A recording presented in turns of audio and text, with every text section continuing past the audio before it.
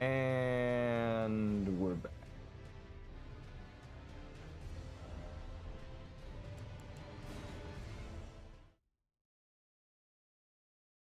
So previously on Elden Ring, we beat Malekith, claimed the rune of destined death, and beat Gideon, and also got Horalu to half health and phase 2.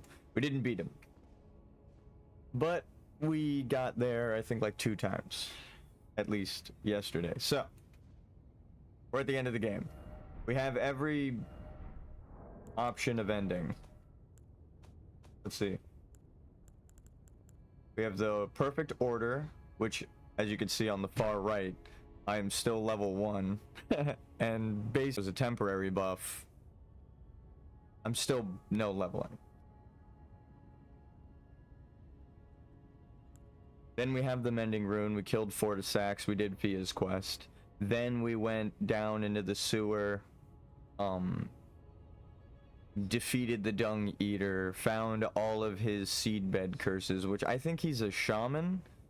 Or he's a horn scent that was like tortured as a kid, like an omen. That's why he's got omen armor and scars like on his face underneath the armor. Anyway, that's all theory and speculation, but that's why this is like, if the Golden Order considers the horn scent accursed, right, omens, then defilement is defilement no more if order is defiled entirely. Just switch the order of that. Switch the order. But yeah, that's the Mending Rune of the Fell Curse. I think it's because he was raised in the Golden Order. He thinks the Omen are bad, and he's an Omen, so he hates everyone in the Golden Order, knowing that they're essentially racist. So he's just a hateful lunatic. But this is, if you look at the picture, it's just horn scent horns, and then like daylight rot, right? But which is, if you go back and watch our Melania fight when we're talking about the lore, I kind of summarize the whole connection to rot, life, and death. I kept making the joke too, like I was like, the Dung Eater likes life a little too much because he's eating shit, and he's eating the but we don't even know what he's doing. It like cuts it out. I mean, their crotches are bloody. But again, my theory is that the story is written by George R.R. Martin, who wrote Game of Thrones, which has a running theme of eunuchs in it doing that. It's written by George R.R. Martin, if anyone. The deprived shit that this guy does, so I think it just goes, like, just analyze his previous writings and go, oh, I see this running theme with depraved lunatics. So, I mean, or this bodily harm is also a consistent injury in that spot where they also do it. But I mean his name is the Dung Eater. It's like he's eating their asses. Is what the community is kind of gestated by the Dung Eater. But I mean, he's eating through their stomach. Like when you find the corpses in the Round Table Hold, it's their upper body stomach area that's ripped out and open, which is fucked up. Actually, we could just go there real quick. I could show you what I'm talking about. New items can be purchased from the Twin Maidens. I like that they're telling me that because I never go up and talk to her. Aww. No, they're telling me that because she's dead. So she thought she was immortal. Oh, it's because Destined Death is back. So she's no longer ageless, right? She said that she's lived for like thousands of moons since the fingers have stirred before, right? She went through it all before, which again shows you the cyclical nature. But let's ask Gideon. Ooh, I don't think he would have known anyway. What about these Twin Maidens?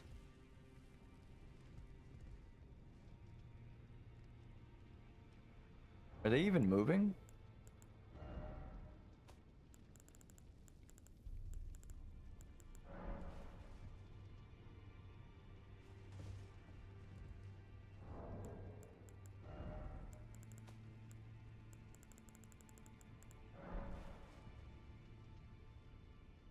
No. There's no idle animation. These are still as statues. But were they always like that? I never noticed. Were they always dead? Law of causality and law of regression. Those are the two.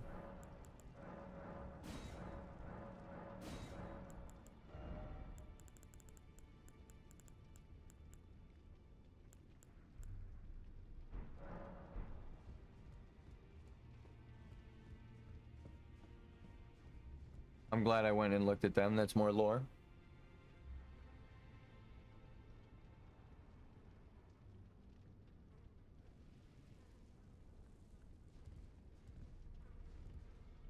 See how his, like, stomach is ripped open? He is sitting on a book, though. I don't know if that was intentional.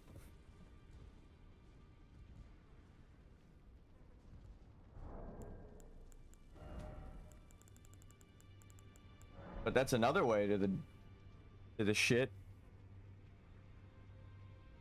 He's got like maggots all over him, or whatever that is. Gross. I just know the Dung Eater is the last person that I wanted to have this all-powerful key artifact mending rune, right? So instead of leaving that in him to gestate, or whatever the fuck. Gestate? There you go. This guy's hammer scared the fuck out of me. I was like, what is on my screen right now?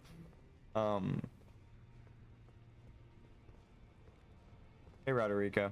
So we discovered new dialogue with Roderica on my original playthrough, but I think I just unlocked it again. You're here for some spirit tuning.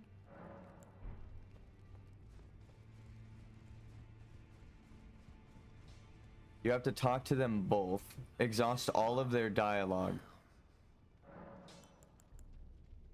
and then go back and do it again. Could you tell me what happened? Why is the round table burning? Well, you see, America actually stole your guys' holy lineage from the Why does that go away Crucible. from me? Have I forgotten something of dire importance? All he remembers is the forge. Are his shackles broken? Huh. They are. He doesn't have a... No, they're on... Well, there's a chain under him. Oh yeah, his shackles are broken now. And they're on fire.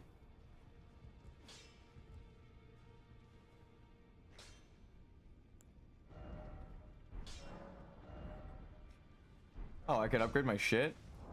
Wait, you mean to tell me I could have been stronger this whole time while I was fighting all of these goddamn bosses?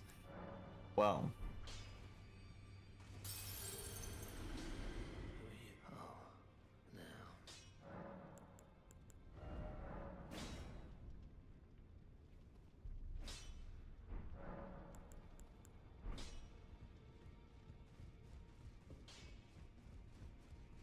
Damn. I see. You're here. What happened to Hugh? So it wasn't just me this happened to. To think he'd forget who you were as well. I knew he'd burn himself out. Old Hugh. I think we could talk him into leaving the round table hold now. But maybe it's better that we don't. It's only proper that we respect his choice to stay. I'll remain with Hugh. He made me who I am today. I'd like to return the kindness in whatever small way I can. Please, become Elden Lord. Hugh was always saying that you were a lord to him. So slay her with the weapons he smithed. Slay the god Marika, who cursed us all. And there, with that, the secret dialogue that we found at the end of our original playthrough. Someone who can speak to the spirits would know the truth. And what does she tell you at the end of the game when you exhaust all her dialogue? Marika cursed him.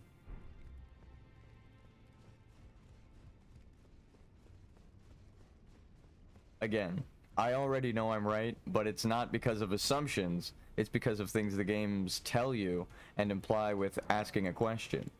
Pretty good. I wish I could claim that I who was smart enough, but no. One. How many did I need? 6.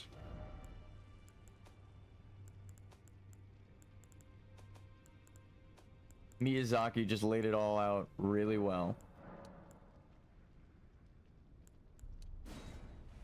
We have so many fucking runes.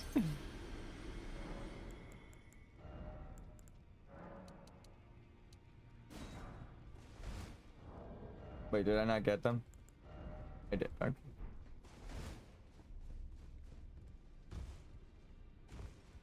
What did she curse them with? Immortality, maybe?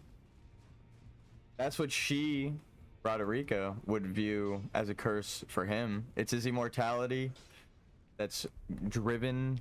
Oh my god, yeah, his shackles are definitely broken.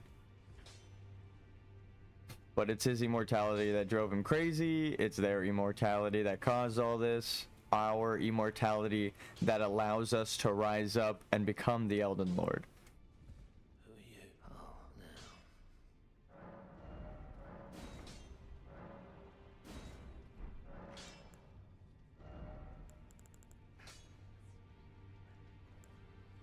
Fuck is this?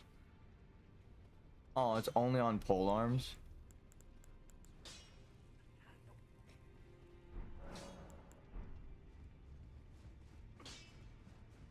Thank you, Hugh. I see. You're... So that was it.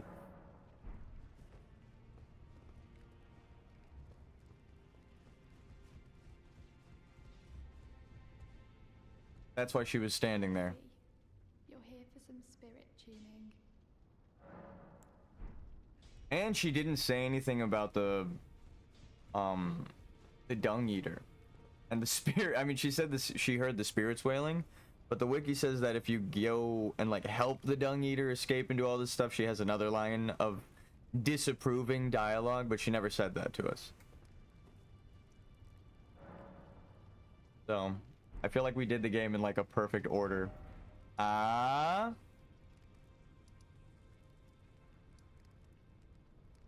kill God.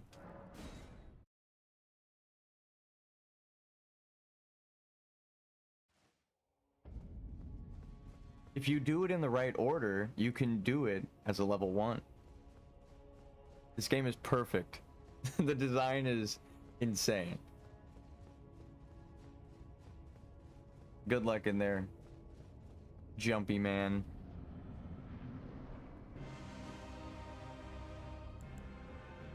Yeah, we should do this.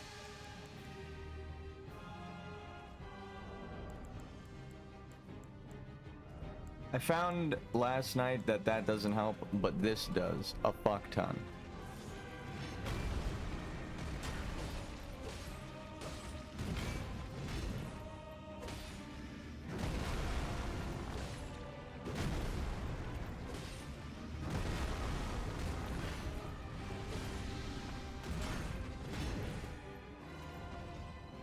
Roll behind him.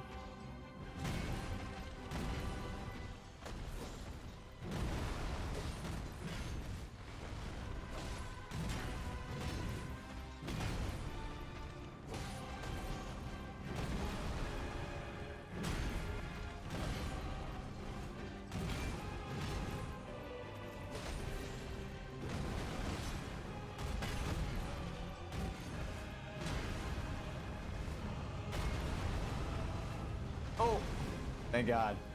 Out of stamina, but not out of options. Oh, fuck. I thought I got out of that.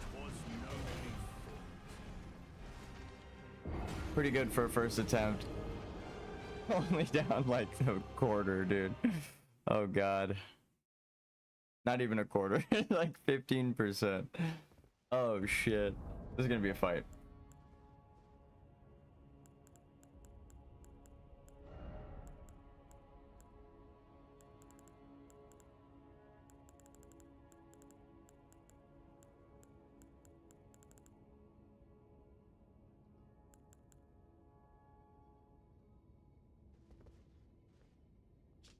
The thing is, we still get one shot, so this doesn't help us.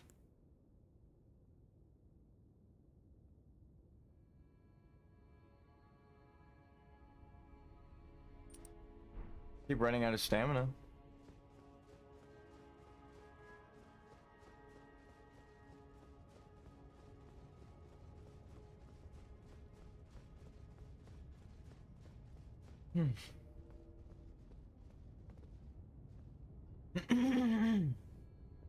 Oh, God. I just stabbed himself.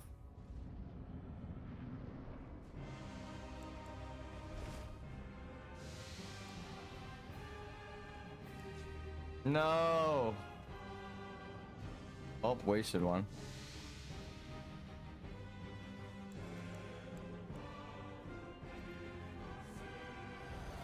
It's the same button as that.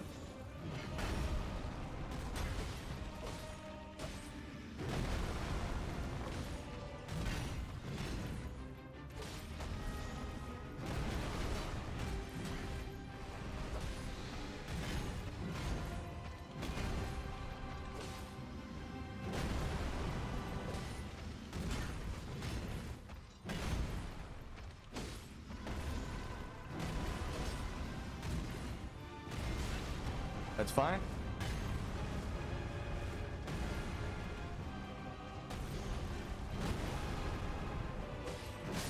Damn it. I was paying attention to how much damage I did. I do extra damage. I should probably just ignore it, but I do a little bit extra damage when he's poisoned.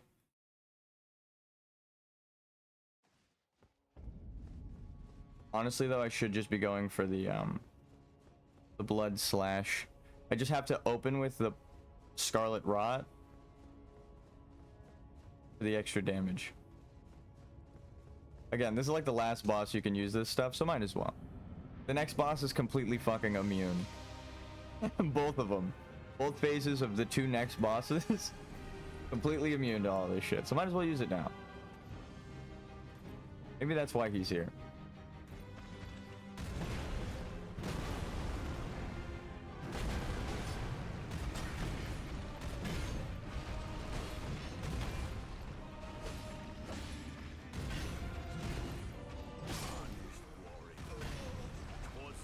I actually did have a little bit of stamina left, but the roll didn't go through. I looked up and saw a little bit of green, but my character didn't roll.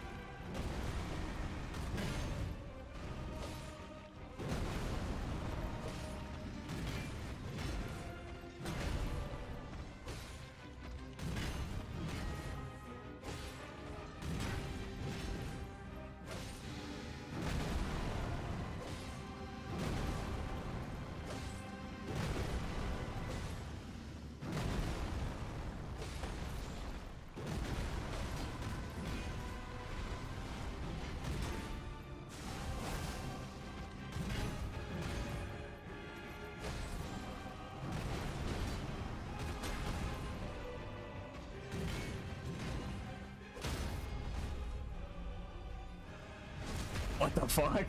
Okay.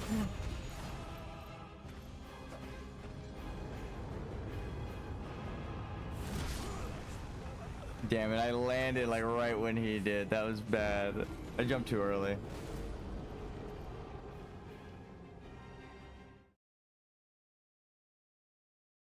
I forgot for that part. You should watch the bottom of his weapon and not his foot. He starts to move his foot down, but he slams his weapon. And that's the thing that goes off.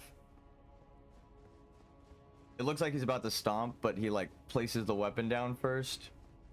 Little trick. So, got tricked.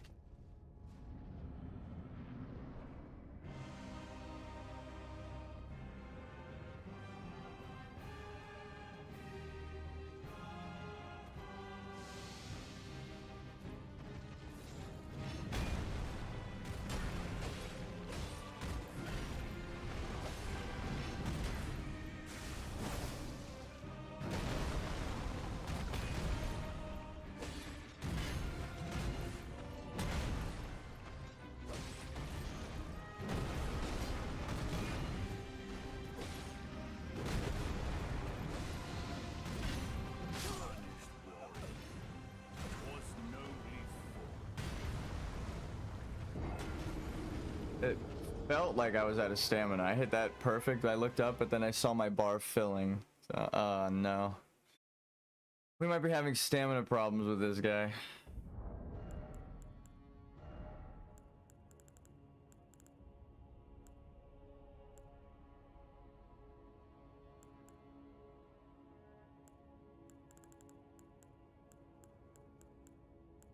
I don't really have anything else to help with that.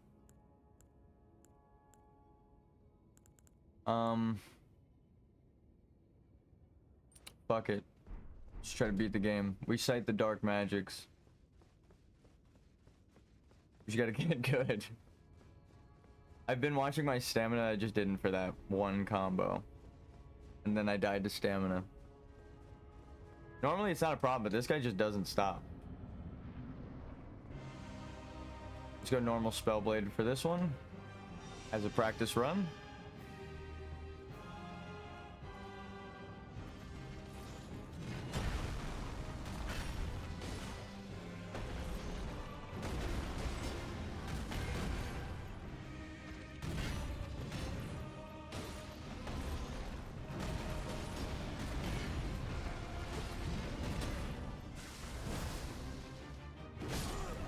Okay, I guess you can't stomp. You can't jump over that one. It must have just been too close. Oh, it was that. Okay.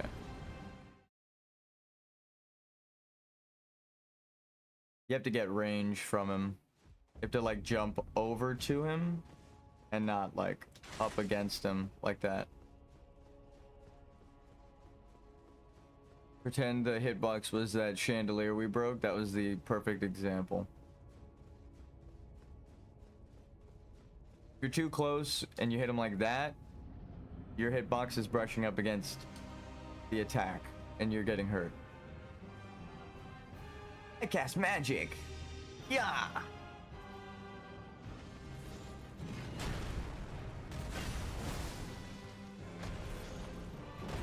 See? No, I definitely hit roll there. I don't know what happened. I will implore you to go back and watch the footage of me pressing that. Sometimes the game just eats your rolls, though. Can't really do anything. Can you sleep him? I like that the game gave me a loading screen like, hey, try this. But I don't think it works. Gideon woke up immediately, and he's like, let's be honest, he was a little bitch. I'm sorry if you're having trouble with Gideon. He was actually danced on yesterday, so you can poise check him, and even he woke up.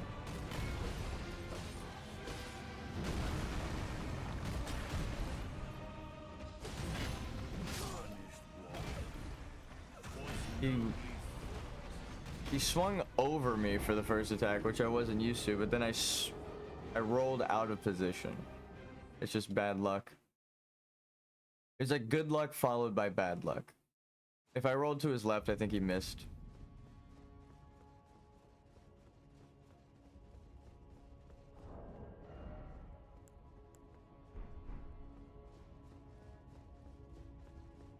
Alright, this one's for science. Again, everyone is immune to this later, so it doesn't matter.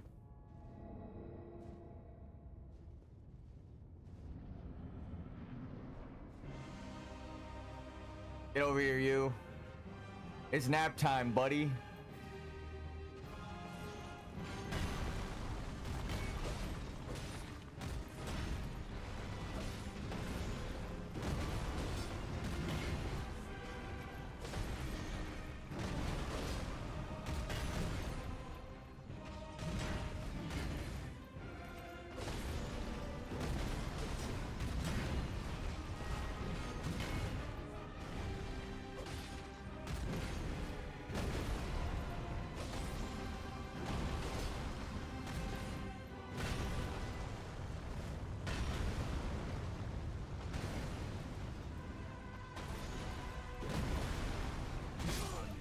Oh my god, my character turned it into a sprint.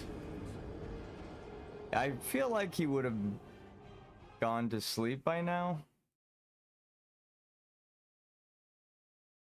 Is he immune to sleep? I would assume he's immune to sleep. Just because he's like one of the last bosses. Is Godfrey immune to sleep? No? Okay.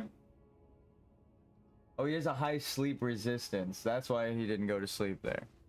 It takes more to put him to sleep. Does he go to sleep or does he just give you an opening? Because that's a big difference.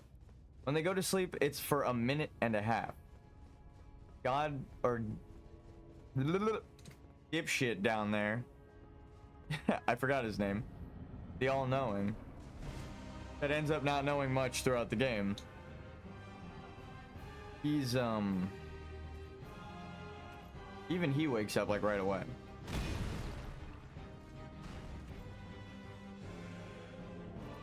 Throw your axe.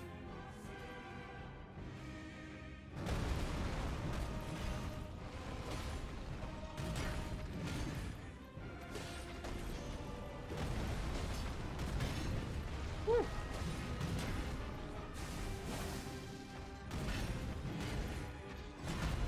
Getting my stamina back.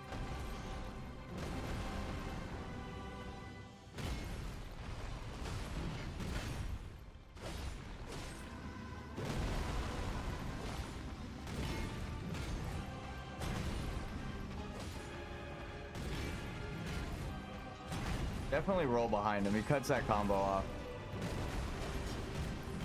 Woo.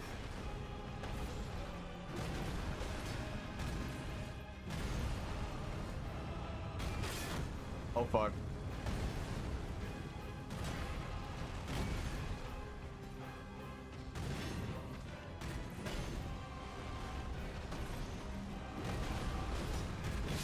Yeah, my weapon buff wore off. I couldn't stop hitting him, but he didn't go to sleep. It's not worth it because then I have to reapply the sleep to try and get him. Maybe sleeping pots if I had them, but I don't. And I'm not gonna try. We were doing pretty well without it yesterday, so. Sleep is no. He's got resistance to it. It's way easier to just poison him.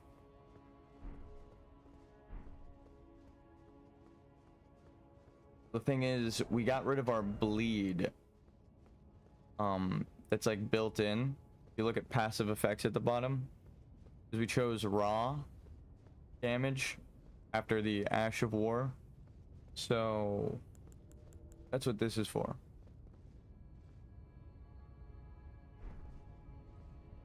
Maybe, just maybe, Frost Rot. We are the Frostbite Knight.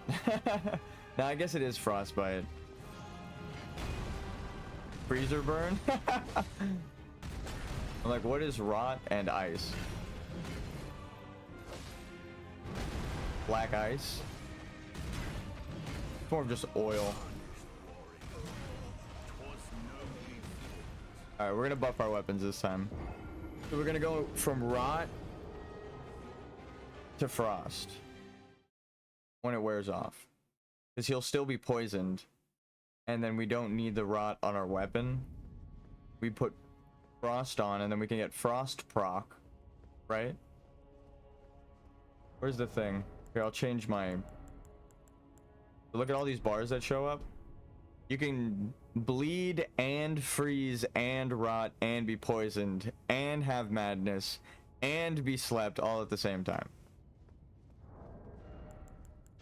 So can the bosses. So you have to know which ones they're immune to and which ones to tie together. And which ones tie together well.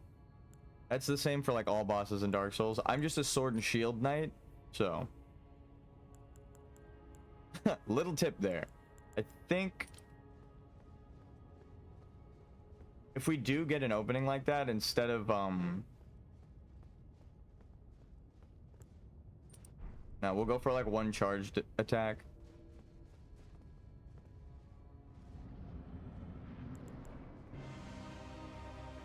Locking in.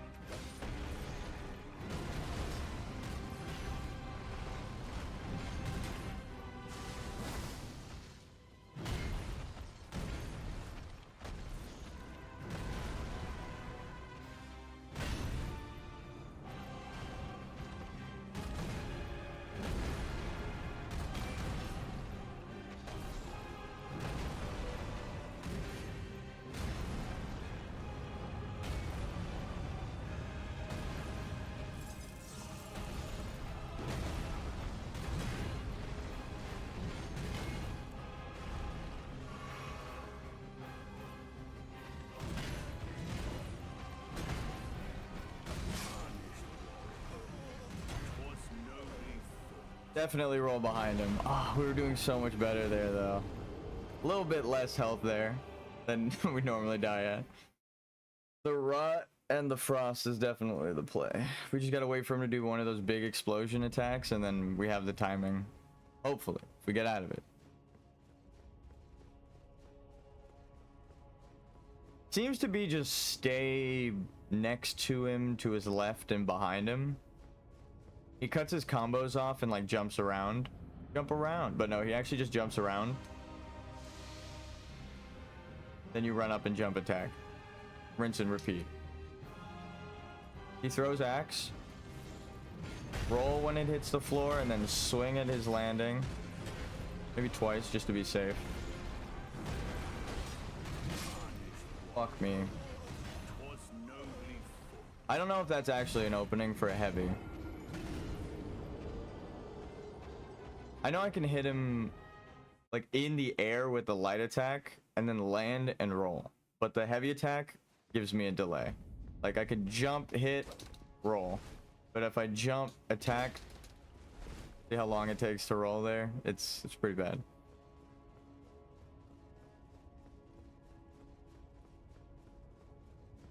It's a different timing. It's just the jump heavy does like the second most poise damage for the sword. The most is your just charged heavy attack.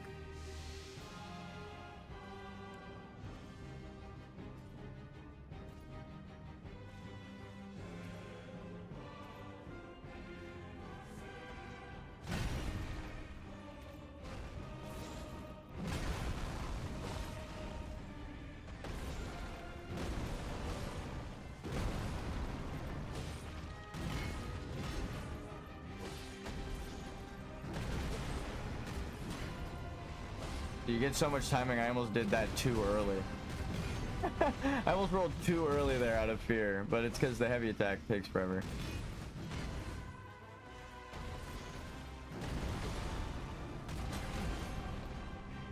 Also, my light attack does absolutely jack shit, so heavy attack definitely worth it for me. If you're playing, maybe you could just run up and light attack him the whole time. You've leveled up, you know? I believe in you. Oh, fuck.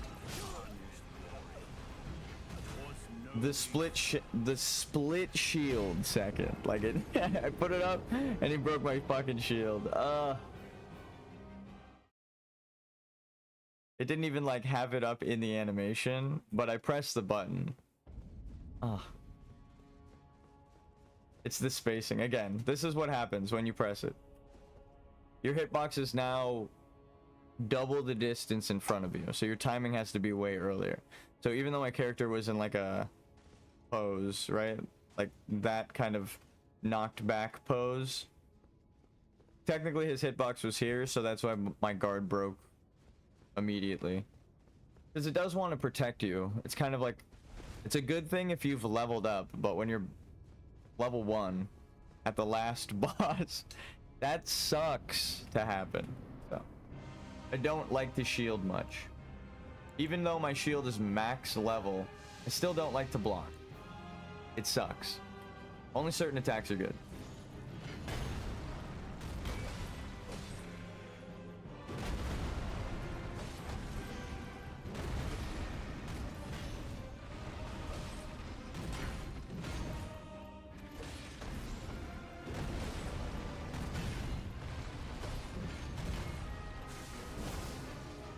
Already poisoned.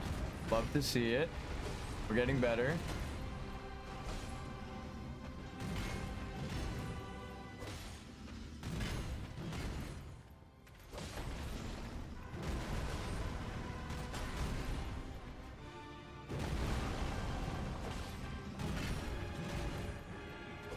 Keep rolling behind him. If he does the move away, jump, light attack, and then roll behind him. Right? Back. I could have frosted my weapon there, but...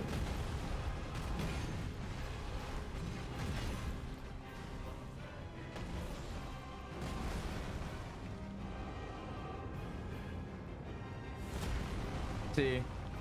Like he moves his foot down, but it's the weapon slam that's actually the explosion. Holy shit. That did not make contact with me. Nah, that sucked. I jumped next to him and he moved the axe over my head, but it counted as a collision. God damn it.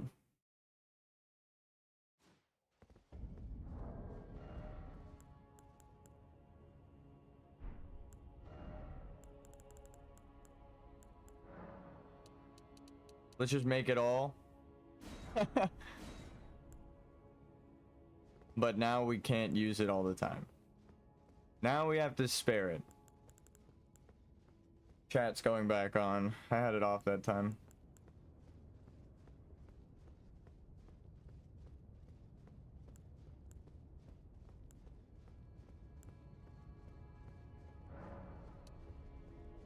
He's weak to lightning.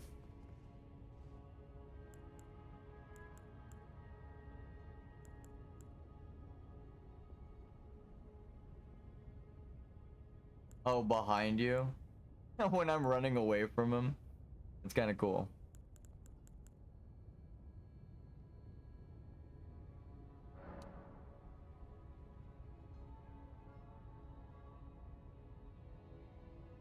Lump of flesh, hefty bone. I feel like a witch. Arteria leaf. Rawa fruit. And a lump of flesh. With a hefty bone. To make exalted flesh. Okay, I'm gonna make just like 10 of these.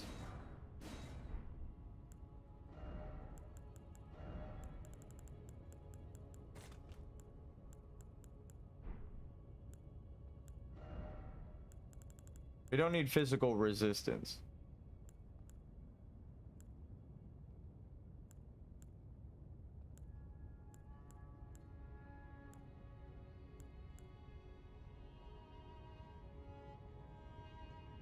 Might as well just use these real quick too.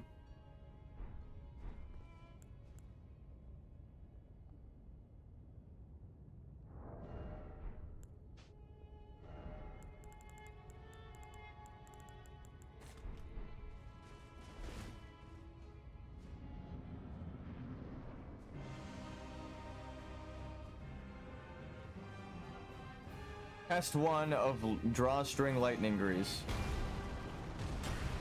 Wrong button. Test failed.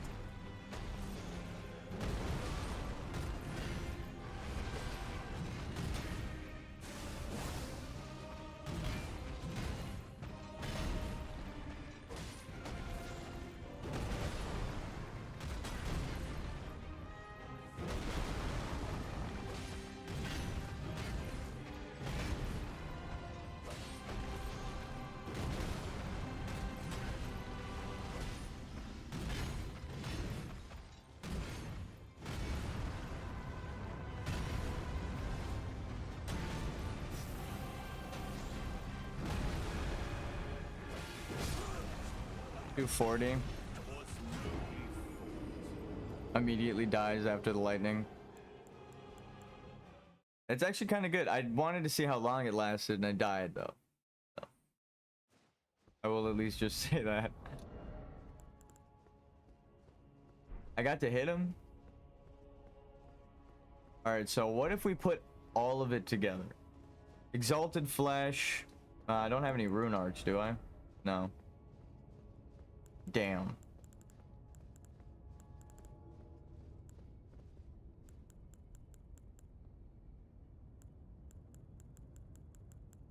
Oh fuck, we didn't kill Placidus Axe.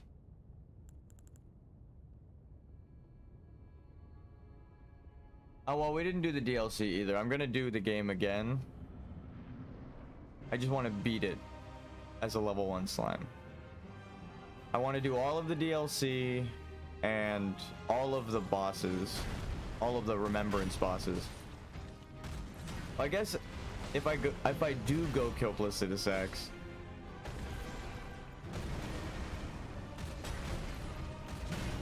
or I could do that after.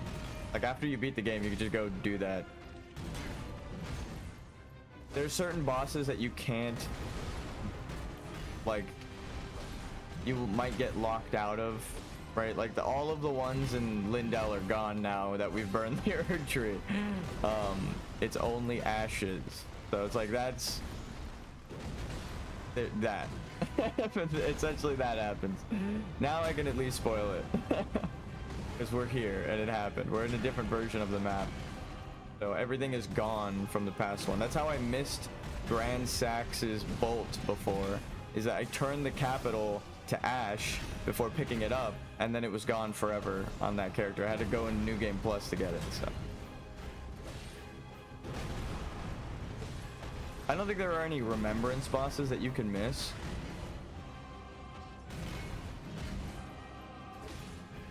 Because you fight Margit like 3 times, but you only get his remembrance after the mandatory time that you fight him.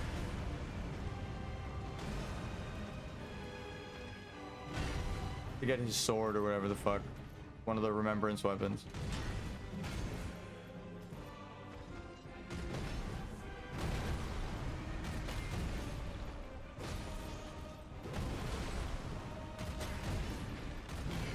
But I do want to play through the game again to try something I don't think anyone has done before. As far as I can check, the community keeps saying it's impossible. And I'm like, but the game is kind of telling me that it's not impossible, but it's just really fucking hard to do.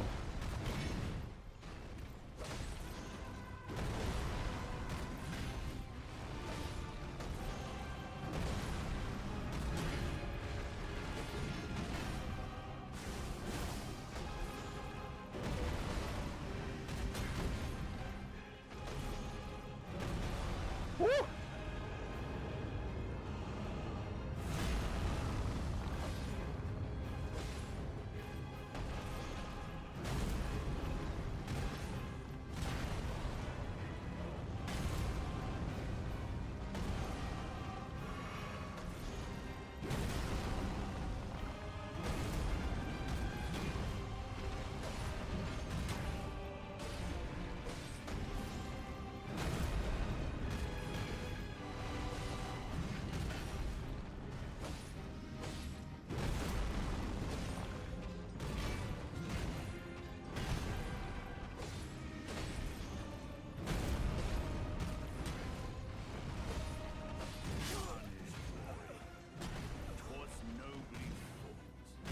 That's further than halfway. The phase change should have happened. I'm gonna call bullshit.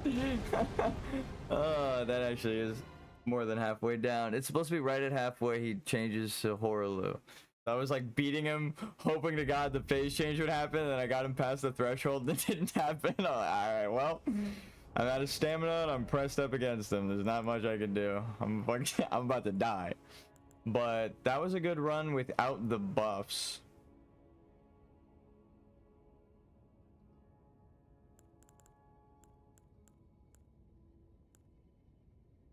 Do these boost my stats at all? No.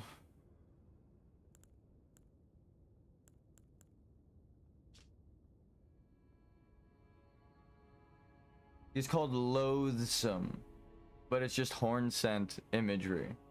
That's why it's like, I think, again, it's all from the Golden Order's perspective, right? The current imperfection of the Golden Order or instability of ideology can be blamed upon the fickleness of the gods no better than men. That is the fly in the ointment. God damn.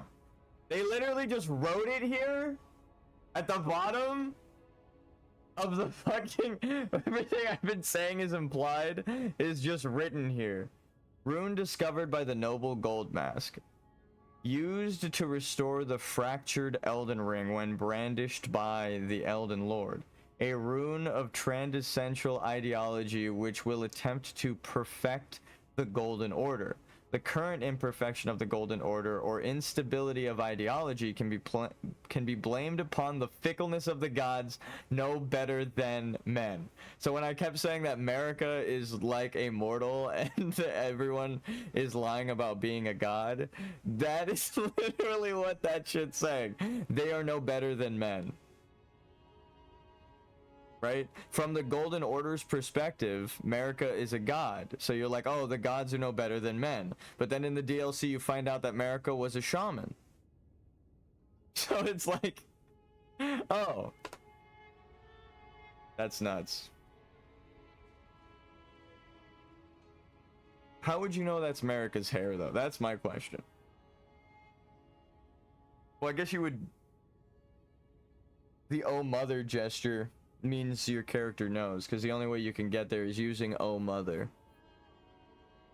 So like you have to signify that you know. Damn, you got me there, Miyazaki.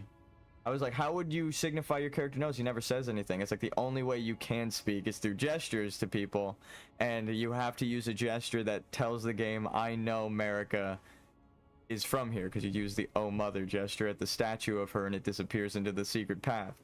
That's fucking wild. And if Mesmer discovered that, it explains also why he had to be sealed away, because Marika wants to hide her identity, and then Mesmer finds out his mother's identity and she's like, well, can't have that, can we? Marika's evil, the gods are mortal, they're just using souls and runes that they're plucking out of the Elden Ring. And here they are. Pretty much got them all. We collected all of the runes. Remember when I said if you go around and collect every single soul in the game and you were to use them at the end of the game and burn the world, there's no one to oppose you. You have all of the runes. You have all of the souls. That's kind of the good ending slash bad ending of Demon Souls. Well, we just got there. We just did it. I didn't know if anyone would ever be able to achieve it, but I had to see if it was possible. We did it. And we even have, again, all of the optional endings. This is 1, this is 2, this is 3, right? This is 4, because you get this when you complete Ronnie's quest. We have all 4 endings, and then the Frenzied Flame ending, which I don't feel you've truly unlocked the full path of until you get Miquella's Needle, right? Because that's kind of like the whole point of Miquella's Needle is to undo the Frenzied Flame. It's tied to the quest. In case you ever want to undo that choice, you have this. But we also went down into the sewer and completed Hayeda's quest. So we have all 5 of the optional endings, and then there's the just normal ending. We got every ending.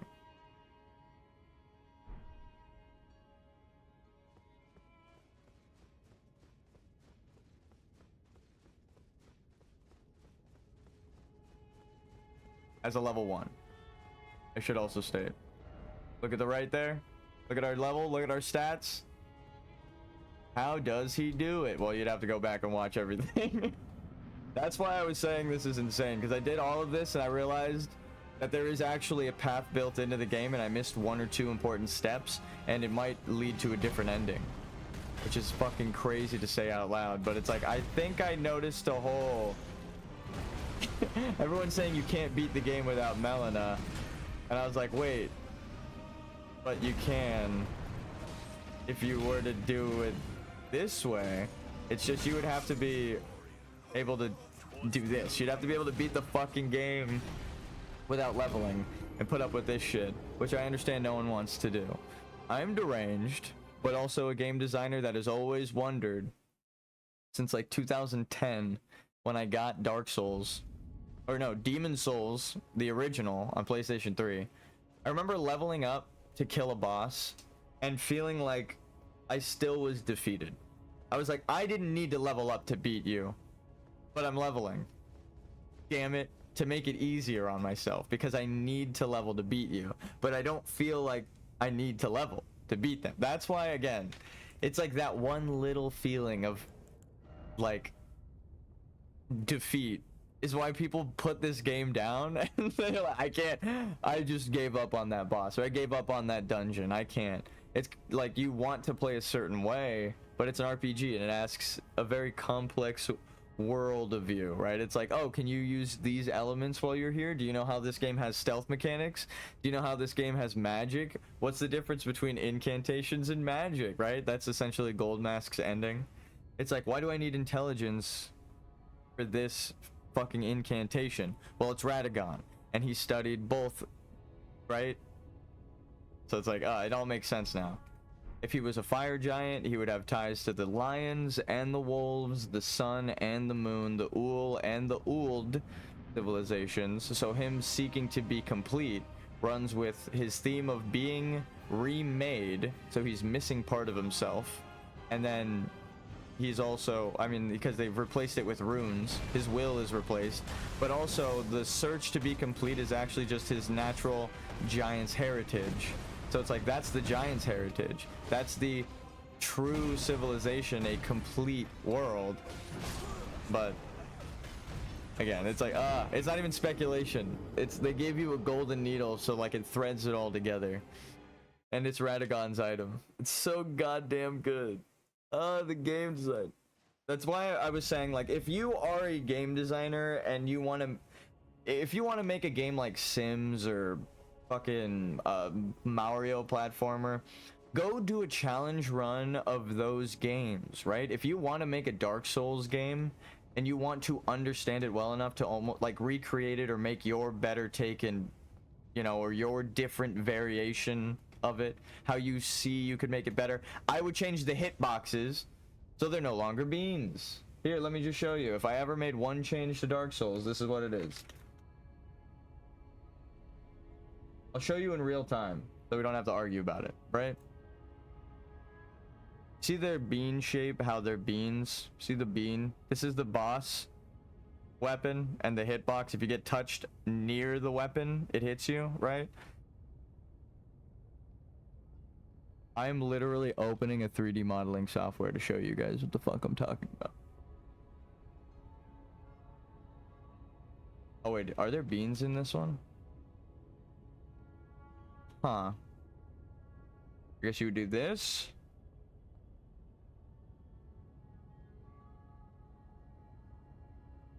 Right? Bean.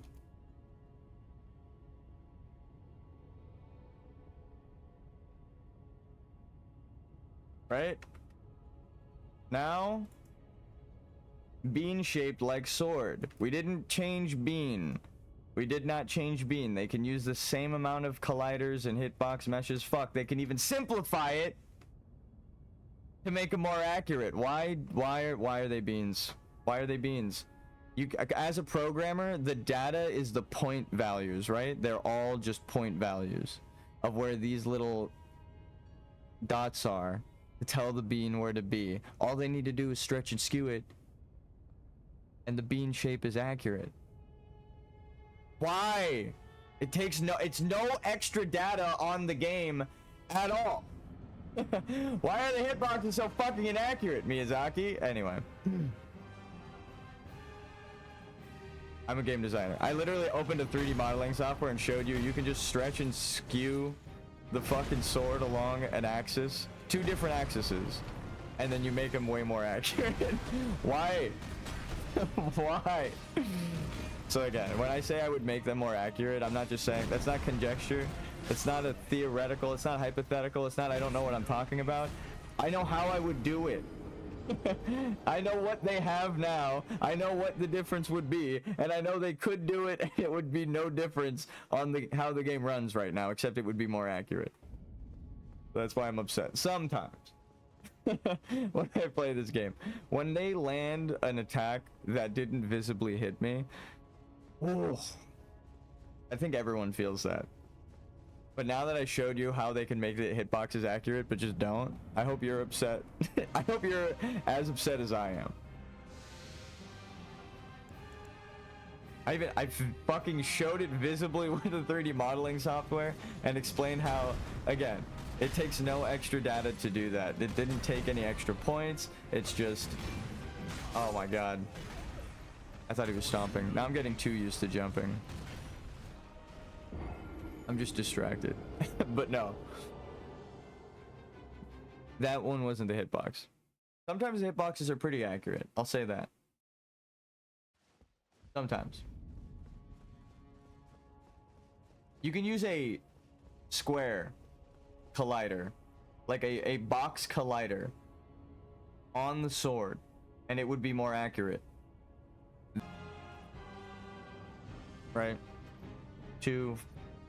1, 2, 3, 4, 5, 6, 7, 8. So it's 8 points because it has to be triangulated, so it's gonna like connect the corners too. But it's way less than the beans that they have. I can't even count how many fucking tries that they've used. And they don't even have to actually, they don't triangulate it. The faces are squared off on those colliders, which means it's not triangulated, which means it's still not even optimized. They can make it run way better. It's crazy that I'm criticizing Dark Souls, but again, it's like, I love this game, and if I think if anyone makes a Dark Souls game, that's a better thing, a better way to phrase it. If anyone makes a Dark Souls game, for me to not consider it a clone, it has to be like another Crab's Treasure, right? It has to be like a different theme, a different setting, a different art style, and then it's like, oh, this is actually really cool. Like, holy shit, they got really creative with it. Fuck, I messed up. I went for an extra attack there and it killed me. Like, I love that shit.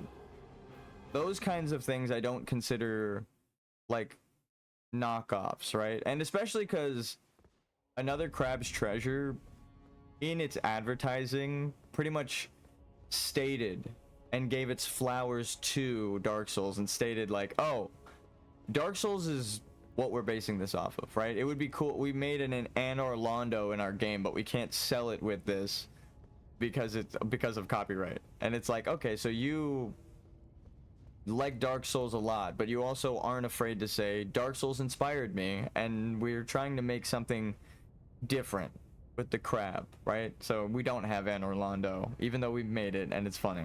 It's like, okay, I love that. That's how you should do it. But then you get like certain indie games where it's just like Dark Souls boiled down. That's a way to phrase it. It's got like 1/10 of the complex mechanic and no symbolism, right? You stripped away all of the symbolism.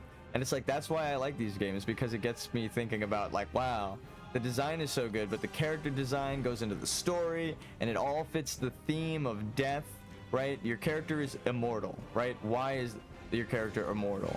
Because America made everyone immortal by getting rid of death. So your quest is to go to the end of time, find the rune of death, and restore order, right? you can choose to kill. Actually, you need to kill the thorns, the immortal thorns of the Erd tree. So you need the Rune of Death. How the fuck did you get me? You need the Rune of Death to even get in here. That's why we need to kill Malekith to get here, right? We need the Erd tree to die. And that is the burning of the Erd tree, the Fell Flame, why you enter the Crucible. There's two different things that you send you there. And it's the thing that I say are one and the same, but split with two different identities, again, dual identity, which is the Fell Flame of the Giants and the Chaos Frenzied Flame, 3 fingers under Lindell. If she's trying to get rid of Flame altogether and hide it away and separate it, right? She's trying to, like, segregate the flame. I know it's stupid, but literally is what she's doing. She's sticking one in the sewer way underground, right? Like, hidden away, burned behind a door, no one, and protected by more secret omen beasts. And she knows that they're going to be the strongest of the society because the omen and Hornsent are, she knows the original society she's from. Those are the gifted, those are the strong ones. So it's like the most actual, like, gifted warriors, I guess, are the ones that are damned and sent underground to both be shunned, because it's called the shunning grounds, so they're like punished being down in the sewers, but also forced to protect the Fell Flame they might not even know about, right? Because it's hidden behind illusionary walls. Moog, right? His like doppel, or his illusionary version is there. So it's like, again, you have to just trust your eyes. This is what literally what is happening in the story. And then what do you find under the Moog's boss room? You would say Frenzied Flame, but you would be wrong, because you actually have to, oh my god, I jumped again. You would have to go through a giant catacomb for the Gloam-eyed Queen first. Then you descend there. Then you find the Frenzied Flame, because all of the traveling merchants are there in a catacombs underneath Lindell. So it's like further tying that the day and night civilization were all one. The corpses flowed from here, right? But the corpses stopped flowing, so it's stagnance here in the lake, caused by America. But what did it create? Estelle. The stagnance, the burrowing, the death, the night civilization being punished and going away is what causes the stagnance. Their night sky was taken by Estelle. The game tells you all these things with items. So it's like, even if you do trust the items or don't trust the items, what we know happened with trusting your eyes, right? Estelle's boss room is at the end of the cave, and it has all of the stars from one of those cities, and there's only one city that's missing its stars, right? So it has to be that one. If you use your fucking brain and eyes, it's crazy. So it's like America's lying. So good. The story's crazy. Again, I feel bad for like Corin and the people who studied the lore in game, because their whole thing was that they're studying the teachings of the Golden Order, right? So everything that's from the perspective of the Golden Order: fire, bad and blasphemous; dragons, ancient dragons, scary, right? Or wyverns, particularly like Baal, scary. Why are they scary? Because they rose up against the crucible killing goddess. What is the crucible? The original Erd tree. You would only know all of these things in design if you had to spend hours fighting all these bosses, learned all of their moves, and realized, oh, that's the design thematic tie. Like, it, again, if you want to make a Dark Souls game, then I challenge you to play the entire game level 1, because it forces you into how they designed it. And then you see the story, and you're like, oh shit. The Golden Order is lying. You see this giant lion on his back? That's Sirash. That's the gold lineage of the Beastmen that they stole. And like, again, they show you visibly. They say America and Godfrey here conquered a civilization, and then after beating everybody, which was the giants, Godfrey's power faded because there was no one to fight, right? Which means if he was a beastman powered spirit from the Crucible civilization, when you run out of enemies to fight, the only thing to do would be, well, I'm gonna give you more enemies. So America sends him away through the fog to go live and die out a full life, right? She takes his grace away, and then that's the opening cutscene, is Horalu, chieftain of the Badlands. That's him being revived, as well as you and Goldmask and everyone else, because America shattered the Elden Ring. It's so goddamn good. America's only way of covering her tracks was to break the Elden Ring, because Rykard, right, the person who seeks truth in the Golden Order, torturing people for answers, found the truth that America's whole thing is built on a lie, and he turned against his mom. What would make you turn against your mom is realizing that she didn't actually care about you or your brothers and sisters. She burned Melina and sacrificed her, right here outside of the Erd Tree, and then also sealed Mesmer in the Shadow Realm, right? Her own children. She does not care about them. To hide her secrets, she punished her children eternally, because everyone's immortal and time is pretty much stopped because of Radahn holding back the stars. So she planned to do that forever. So she's evil as fuck. She never intended to eventually let them back in. Miquella had to bathe in Mohg's blood to be let into the Shadowlands to do any of this. So it's like, again though, do the ends justify the means? He had to kill Radahn, who didn't want to die and join him, and then also get Mohg killed so that you can repurpose his body. It's like there's so many things that Miquella did at the end of his quest that it's like, oh, you're evil as fuck. You're just as bad as Marika. So again, that's how you know. There's like a one for sure way we know Miquella is the bad guy, is the significance of death, right? Prepare to die is the motto. The whole theme is death. You're supposed to accept death and learn from it, right? That is literally what you're doing as the player. You accept that the boss killed you, and you learn from him whooping your ass, and you go back as an immortal soldier to kick his ass again. So it's like, that is, again, with the thematic ties and the narrative ties being beautiful. That's why I can't just make Dark Souls. If I made one of these games, it would have to be like my own version of it, with my own narrative choices, with its own thematic ties, and the reason the places and are colored the way they are and shit, which I've been doing for years, separate of Dark Souls, even inspired by Demon Souls. But like, again, I don't have millions of dollars. I wish to God I had the ability to design like these people do. Holy fuck. But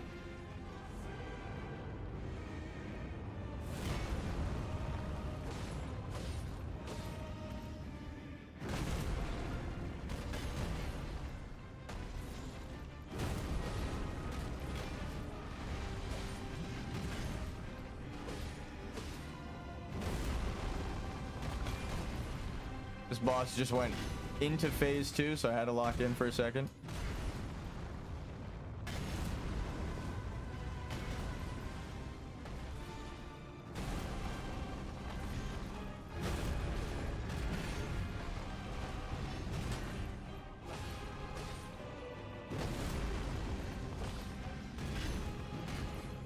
Stamina back, stamina back, stamina back. Ah!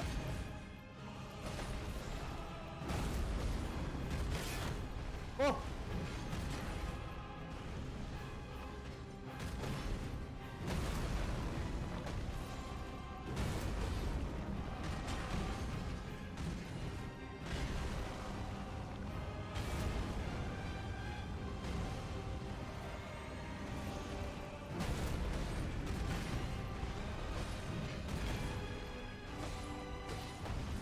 But like, he definitely comes from the Crucible Society. Now that I'm fighting him, he fights just like a beast man, and he's got a beast man on his back, right?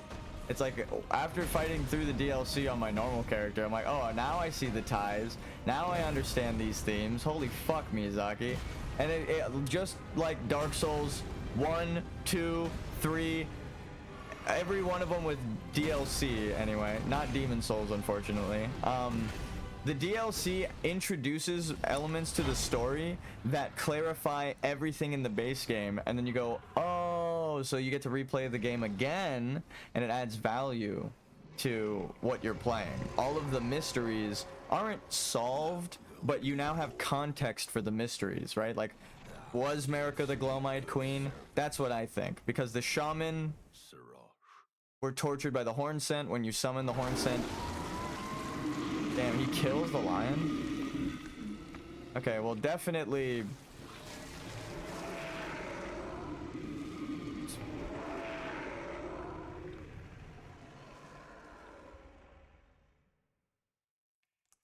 And he bathes in its blood.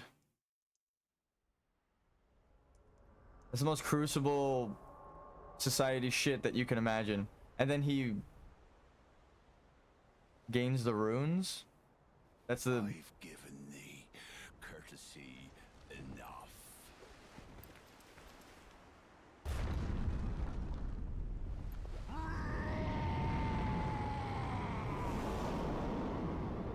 Damn. And again, it makes sense that Siraj would serve him if they defeated Siraj ever, because Siraj in the Crucible Society respects strength. So he's like, well, you beat me fair and square, so I serve you. So he's okay with serving him up until the end there, because it's like a loyal cat.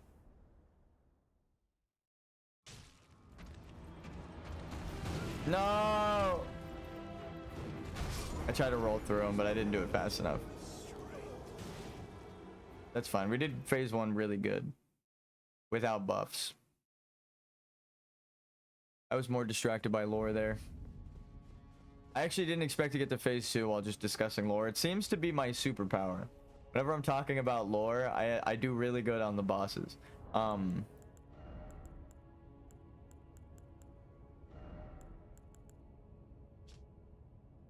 Beastmen got 5 fingers, started becoming demi-humans, worshipped the 5 fingers and the greater will, right? Think of it like, it's like, so an outsider comes into the Beastman society and misunderstands the greater will, right? The Beastmen think of it as a literal greater will, right? Are you stronger than me? You have the greater will than I, right? So they believe in who has the greatest will. That's the greater will, right? Or the good of society, because they've been gifted intelligence is what this is supposed to symbolize. So it's like the greater good as well. So order, chaos, that's like why it's a whole society, because it's got a balance of everything: animalistic, human, intelligence, beast, right? Chaos, order. It's got like a bit of it all. And then in their search for order, when they become astrologers and stuff, the giants, the beastmen, the Uul and Uuld society, Scorpion Stinger, Estelle comes down and punishes them. Again, we know this is ties in the game that show you, it's like a detective trail. The Scorpion Stinger found underground in the Scarlet Rot caverns, right? In the Grand Cloister, right outside Estelle's boss room, but way up the river, because you have to like take another coffin down there. So it's like Estelle keeps burrowing further and further. But more than that, the spells.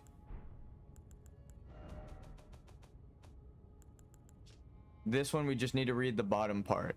Thought to be the founding glintstone sorcery, the glimpse of the primeval current that the astrologer saw became real, and the stars amber rained down on this land. So amber stars are said to determine the fate of the gods, or, you know, whatever. gods aren't real in this world, I think is what Miyazaki's trying to get to. There's only one amber star shard that we have to collect for Celavis's quest, and where else would it be but here in Lindell, in a crater just next to where I say Estelle crashed and burrowed down, right? Estelle took the stars from deep-root depths, the nameless eternal city. So the amber landed here. How do we know it was Estelle? Well, aside from the stinger, aside from the corruption, aside from visual ties and physical ties, Estelle, natural born of the void, stars amber, right? There's amber segments in Estelle.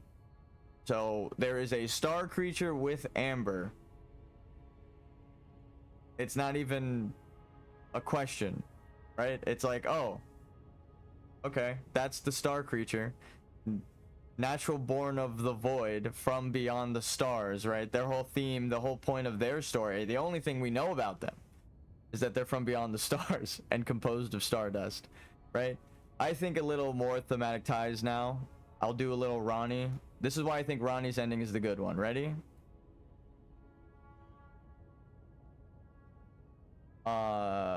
Elden Ring jellyfish.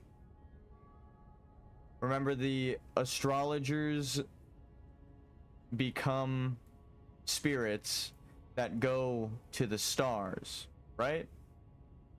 So if we'll do it in order. Astrologers become jellyfish. Jellyfish become stars. Stars become Estelle, right? So Ronnie, being the goddess of the dark moon and went beyond the stars, now I know for certain that this is a loyalty. Estelle is loyal to Ronnie, and when you defeat her, Ronnie is like, you're telling Ronnie, again, with your, it's a symbolic gesture, I understand the value of death, I know this creature, and I'm strong enough, right? You tell her 3 things. So you, in this gesture, can become her lord. You get the ring from Raya Lucaria after you kill Estelle. You kill Estelle, and then you can marry Ronnie, right? The princess of the moon, Ronnie. The queens is more like it because there are multiple. I was gonna say Renala, queen of the full moon. She's still alive and queen, right? I mean, we didn't kill her. We just beat an image of her that Ronnie projected. So she's still here.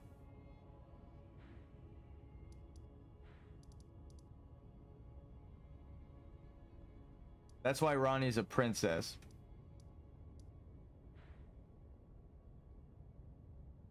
I guess there are multiple queens though, because this is the queen's bedchamber from Marika, queen of the sun, and then that would make her queen of the full moon. Yeah, okay. It kind of thematically ties. You would need both queens alive for the story to fully play out for Radagon. Because Radagon's searching for, you know, the ability to be whole, right? He wants to be like the giants, sun and moon, life and death, and a whole society with the crucible, the fire that Marika banished. Again, it all starts to make sense. I understand Miyazaki. And you have to not trust the religious lies of the Golden Order to even start deducing these things. But the DLC and a lot of the characters, now that I've beaten the game, tell you explicitly in the game, right? There's the spirit tuner, a girl who can talk with ancient spirits, right? What does she tell you? That Marika cursed them and needs to go. It's like the only person who would be like, oh, Marika's right, actually. All of the spirits are like on her side and love the Erd Tree burial. Oh, damn it. It barely got my ankle. It's like, no, the one person who could verify her claims says she's got to go. And then Mikola and Rykard, right, her own children who are supposed to replace her, fight against the Golden Order when we're here, right? So it's like everyone has turned against her. Use your eyes. The one guy who seeks truth, Rykard, he tortures people for it. What did he do? He attacked Lindell. He's the reason there's a battleground outside, right? That's why the women are dancing up in the fucking village over here. Because they're celebrating with Rykard over here as well. They're happy that Rykard attacked Lindell and sealed Marika away and the Elden Ring was shattered. They're cool with it. This is what they wanted. They won. They won. But they won against an evil god. Which is crazy.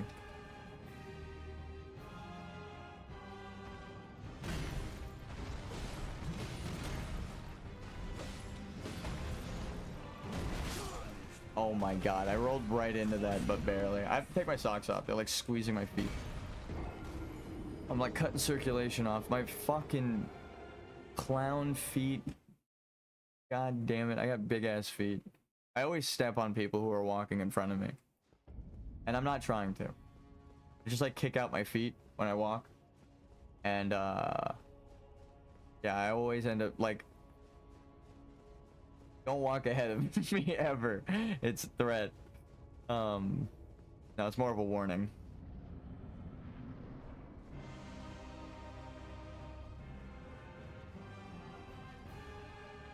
My family has just come to accept it too. Like when I run people over like that, it's just like, oh, okay.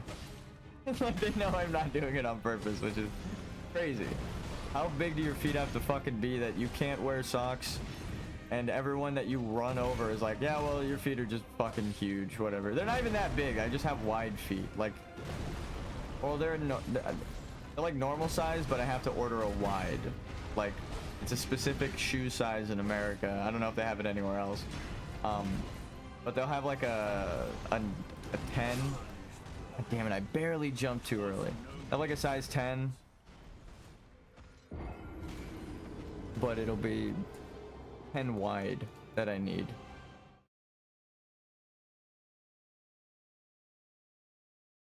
People try to give me like size 11 shoes or something, or size like 10.5 shoes, but they're too big. It's weird. It's like they're wide enough, but then they're too big. It does feel good to just have my feet out barefoot. Cutting off. How many people, I wonder, are just cutting circulation off all day with their socks and don't even realize it though? Like when you take your socks off at the end of the day and it's got like an imprint around the ankle, like you've been strangling your blood vessels all day with socks.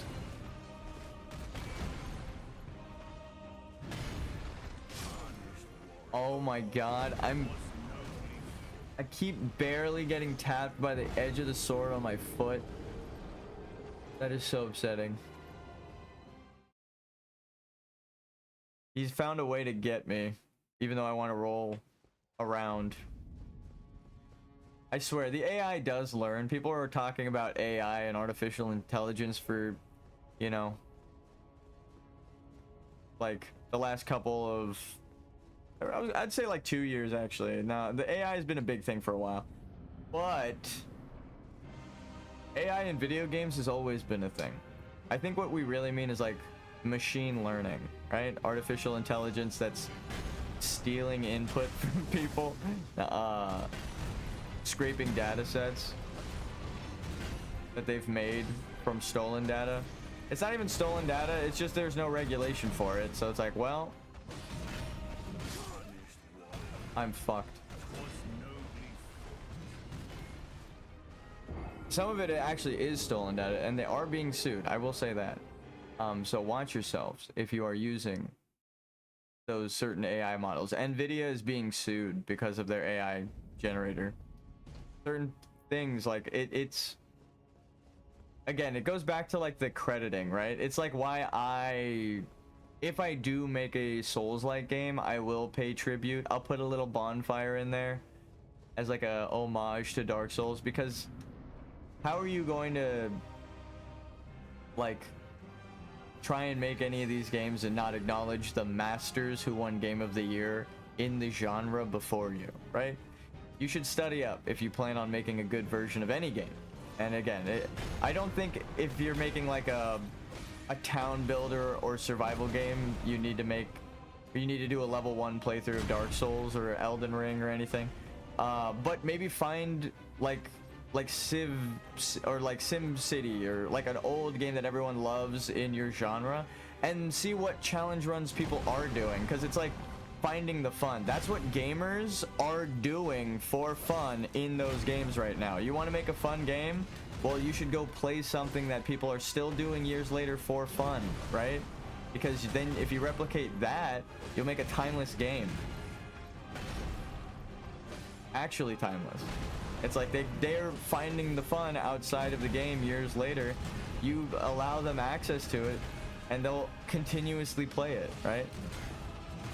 So, and we know that from experience. Think like old school RuneScape and old school WoW and private servers and shit.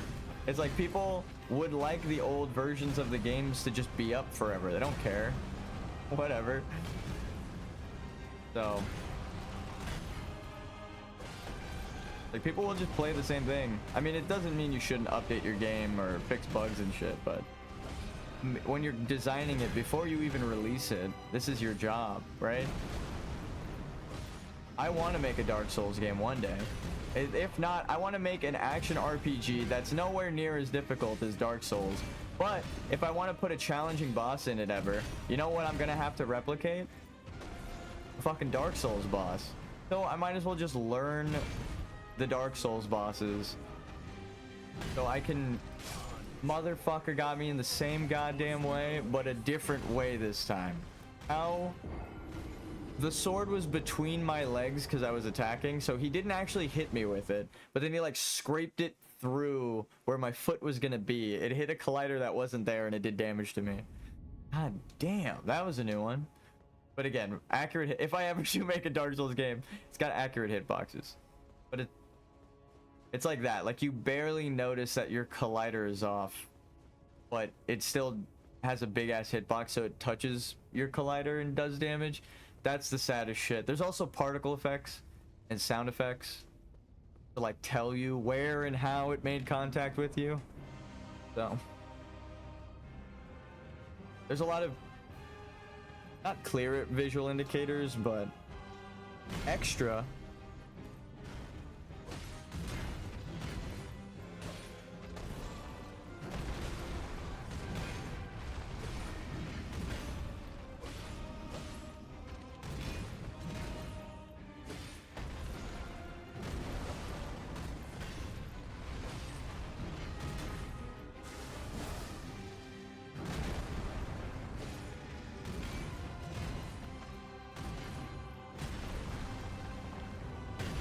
Oh, I'm dead.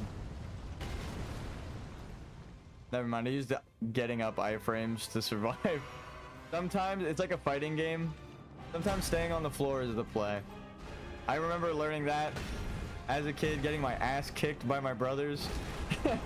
in Tekken, I should state. Holy shit. And in real life, no. But it definitely, like, there's a certain time in a fighting game where, like, if your character gets knocked down, you can let the enemy approach, and then your get-up attack they'll like run themselves into your get-up attack. It's like you can also use your iframes in Dark Souls in the opposite. They'll use their attack to get to you, and then you just get the fuck up at the perfect time, and that shit missed you. It's not, oh, like every attack is gonna knock you down, so you have to be careful. Oh my god, I definitely pressed that shit. But again, I love Soul Calibur. There's certain things you have to like learn though by playing the game and losing, as strange as that is, because like if you make a game you're good at, here, this is the best example.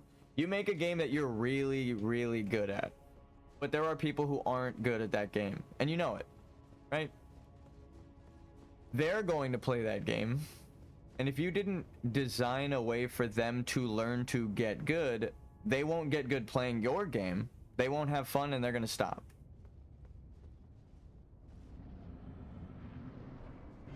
It might be fun for you, but you should try to go out of your way and find other methods of playing or different game styles. That's why, again, I'll go and play like a Barbie game when my girlfriends at the time would ask and be like, oh, this is a game I used to play, and they think I'd like ridicule them. But I'm like, no, it's, if you found it fun, then it sold fucking 20 million copies, then there's got to be something about it, right? Like, sure, I have never played with a fucking Barbie in my life, but you obviously love this game, so, right?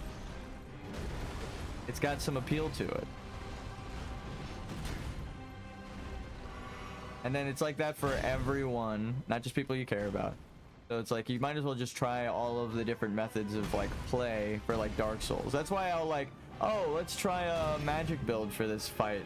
Oh, we're doing like no damage. Oh, I'm a level 1, fuck it. Or incantations and stuff. There's so many different play styles in these games, but if you only do fists, no armor, that's cool. Like, that's fucking insane, actually. I'm not even that crazy, but like, you found what you enjoy in this game. If you like to cheese bosses, walk up and show people, like, you could technically use these buffs to math out a way to like just nuke the boss. It's like, that shit's always cool to me too. So, but in an RPG where it's like open like this, that's, you know, bound to happen. And then they compensate with scaling. They're like, okay, we'll patch that out if it's too much, but I think let the gamers have it. I'm one of those game designers. As a dungeon master, when players would do something that completely trivialized my puzzle with a spell, I'd be like, holy fuck, you just taught me how to use that spell. I didn't even know you could use it like that. I wouldn't get salty. I would just compliment them. I'd be like, damn, I didn't even know that that's what that does. And then I'd read the spell and be like, what the fuck? It's like a different playstyle entirely. I remember there was a girl who played a druid, and I've never been in a party with a druid, and she played like a generic non-combat druid, and would like use most of her combat spells as like traps and stuff, like to ensnare people and shit. And I was like, oh, like I wasn't even a DM at the time. I was a player in the group, and I was like, that is fucking genius. What the hell?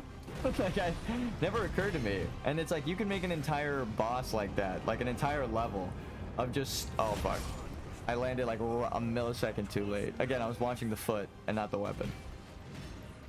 But it applies. That's Dungeons and Dragons too. That's tabletop RPG, a different genre of game, but mechanics, right? The Baldur's Gate, Neverwinter Nights, Star Wars, Knights of the Old Republic, those are all Dungeons and Dragons. That's the 2.5 system made by Obsidian into a digital engine.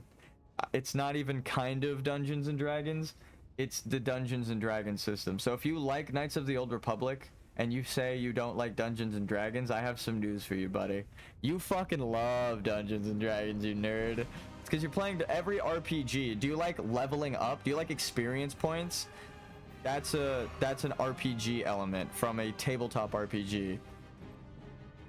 Mystica, that's Dungeons and Dragons, is based off of. Also level 1 slime. No, Mystica is the game that was like a digital version of Dungeons and Dragons. Again, it keeps going back to it, but it's like the symbolism in Elden Ring, right? The loop, how everything keeps going back and looping in on itself, and I'm like, but this is it because of this, but it also goes back to this, and it also goes to this, and then back to this, and it, like, again, it's like an ever looping spiral, like the Elden Ring.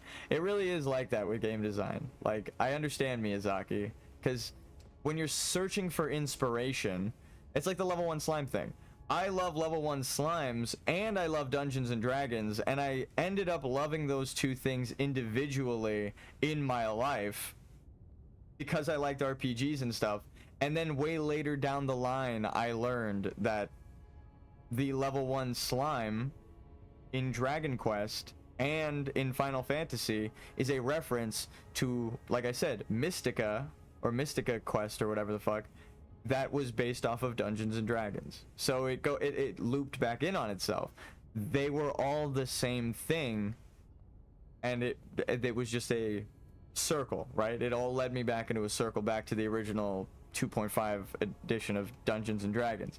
So it's funny, but it's like experience points, gaining stats, the 6-point stat system of Dungeons and Dragons, right? Like intelligence, strength, dexterity, constitution, intellect.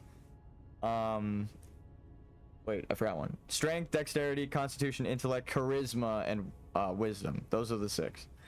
So now look at the side of the screen right there. You also have hit points in Dungeons and Dragons, HP, right? And mana points, MP. It actually ends up being spell slots, really, but it's essentially MP. What level magic point you're using is the spell slot. Stamina, that's just a gameplay mechanic. But you do have exhaustion in Dungeons and Dragons. So again, it's like you could pretty much break down any fucking game all the way, if it has any RPG element, to the original tabletop RPG, but it doesn't take away from that, right? If they honor it and they respect it and they make jokes about it. Again, what is the cheapest magical item that you can get in Dungeons and Dragons? To slay a monster, right? You can't hit ghosts with a normal sword. You have to get an enchanted sword. What is the cheapest metal that you can get? It is called moonsteel. So the moonsteel greatsword, this is a reference to a reference to a reference that is a reference to Dungeons and Dragons that Miyazaki made. All of the Dark Moon greatsword variants have different names or different variants, right? But it is the same item. It is a moon enchanted greatsword. What is the significance of that? It doesn't make sense. Well, that's the first item you can get in Dungeons and Dragons that you can attack ghosts with. So in a game about ghosts and spirits and undead, that would be the strongest thing. You can't hit a ghost normally. You would need an enchanted weapon in Dungeons and Dragons. So you need a moonsteel sword. If you're going to use a sword, a great sword, be it a normal sword, it doesn't matter. It needs to be moonsteel. And that's the cheapest magic sword you could get in Dungeons and Dragons. Probably the first one you'd get. So it's a joke about a level 1 slime, ironically. And then again, the theme ties because the mimic tier is like, oh, they're trying to look for a slime that will become a god. It's like he's joking about level 1 slimes again. It's not just me being, oh, level 1 slimes.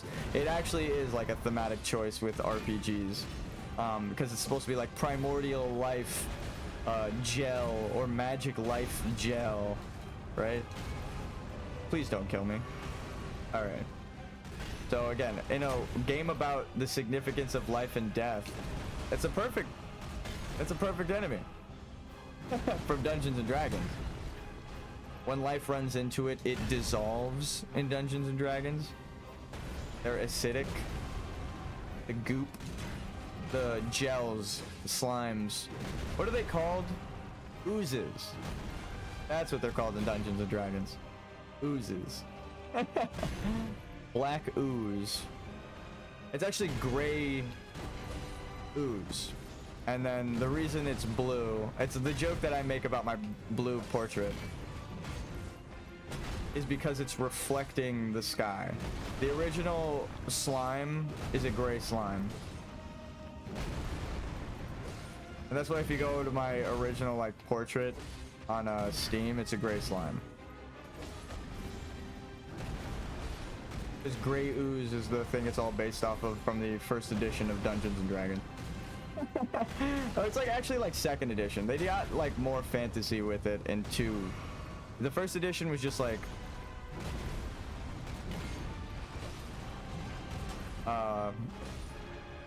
simulated combat with dice against like raptors and beasts and stuff. That's why there are dinosaurs.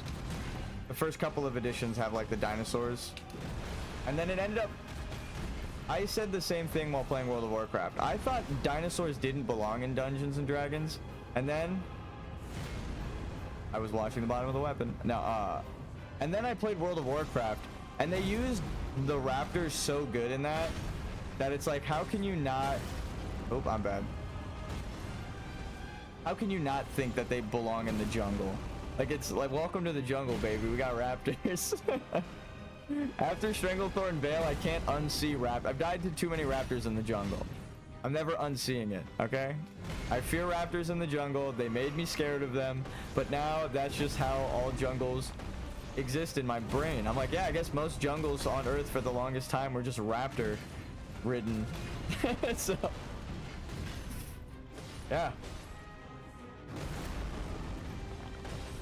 Like, strangely, fantasy is less fantasy and more realistic than we could remember. We weren't around at the time. We weren't born yet, what my family says. But no, it is funny that, like, raptors in the jungle. Yeah, that's where they were the whole time they existed. What the fuck? No, almost halfway. But yeah, I saw someone make a YouTube video about that recently, but I said that point like months ago in my World of Warcraft playthrough when I was running through the wetlands. So I made the point before them, but it still stands. Raptors in D&D, I was like, what, dinosaurs? That's stupid. And then you think of like a fantasy knight walking through the jungle, right? And then like a pack of raptors attacking him, and then you're like, oh, okay, that sounds cool. I don't care who wins the fight. That does sound cool as like a fantasy scenario. If the knight has magic or not, or there are magical raptors. Just that phrase alone. If you like dinosaurs, now imagine magical dinosaurs. That's Dungeons and Dragons. Everyone is always like, oh, talking dragons, talking dinosaurs. There, you have a whole fantasy setting. No, they've done that a million times. But it is interesting that like one little change of like, I didn't think dinosaurs made sense in fantasy, and then I experienced it done well, and I was like, oh, this is, yeah, what the fuck? I'm a moron. That's what it was. How did I not think that raptors belonged in the jungle? Where did I think they belonged? Like, what the fuck am I talking about? But no, it is funny. It's like a criticism of myself. And the expanding of my mind from trying new themes and stuff. Like, I understand Miyazaki. World of Warcraft. They did it so good that now there are raptors everywhere, and I associate them with the Horde. And like they took dinosaurs and ran with it, and now I'm like, yeah, dinosaurs. That's World of Warcraft's thing. Like half the enemies in the fucking game are raptors, or they have like the T-Rex bosses, and half of the. Okay, I know I rolled there, and I saw I had stamina. What the fuck just happened? Is there something running in the background? Yes.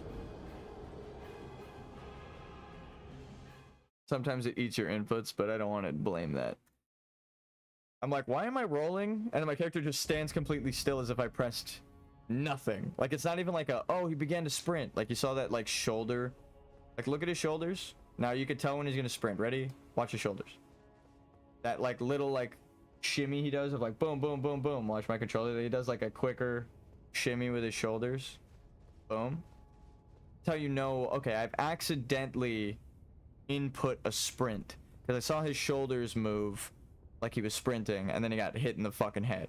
So it's like, sometimes I miss input, and I'll at least say that to teach people who don't know how to play these games. Like, why did you die there? I saw you press the button, but it didn't happen. It's like, well, if you hold the button, it's a different input. But when your character stops and the shoulders align with the floor like this, that means your input was eaten, because no direction is given, and if you backstep, he changes shoulders again. He aligns like this and backstep. So if he doesn't do anything, your input is eaten. It means it's taken away from you, which sucks. So if you go back and watch how he died, my character essentially does that. Stops walking. But I like rolled and then did this. Which when that happens, as opposed to this, it's a little noticeable now. In the fight, when you're hoping your character rolls twice, when he does this, it's like, oh, what the fuck?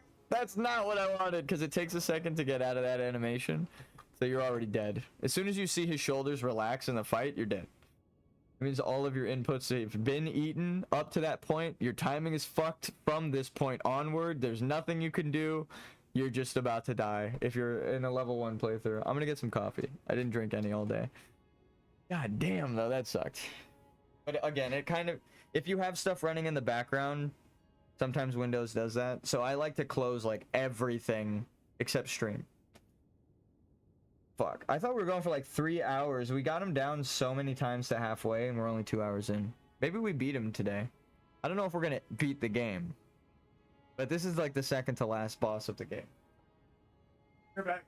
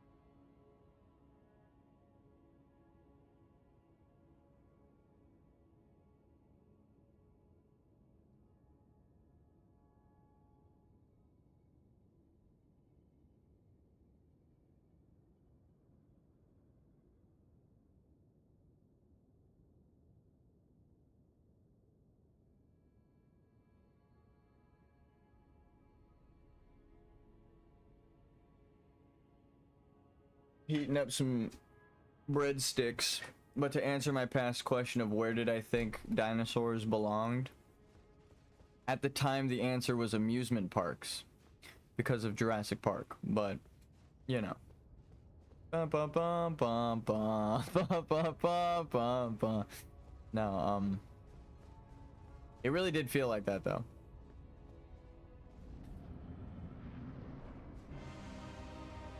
Like like, where do dinosaurs belong?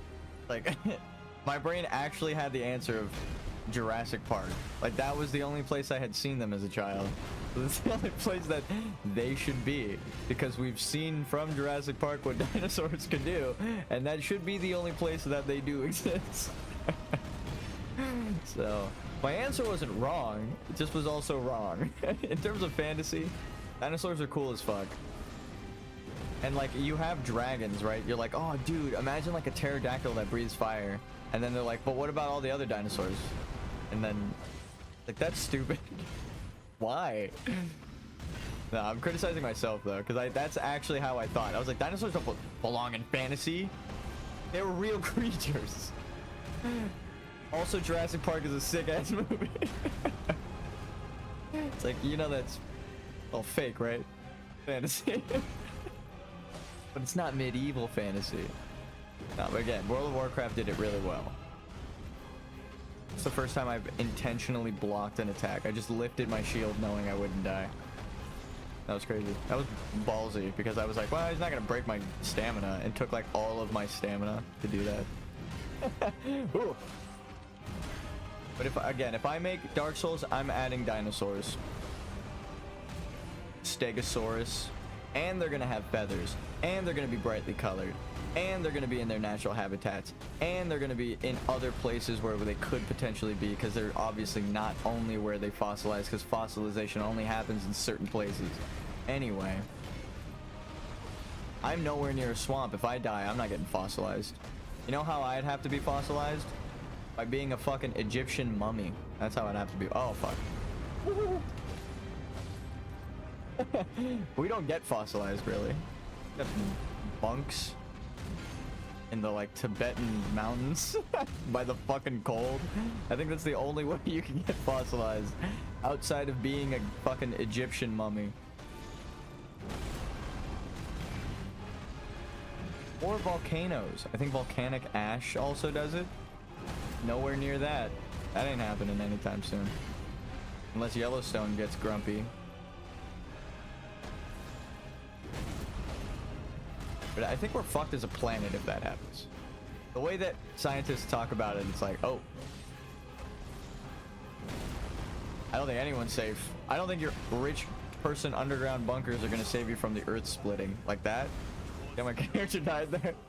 No, we did actually pretty good. I'm gonna go check on my what the hell are they? Cinnamon sticks. Cinnamon bread sticks. Give me a second. Trying to think. I can't think without eating. Going to grab food. French toast sticks. There we go. I'm done.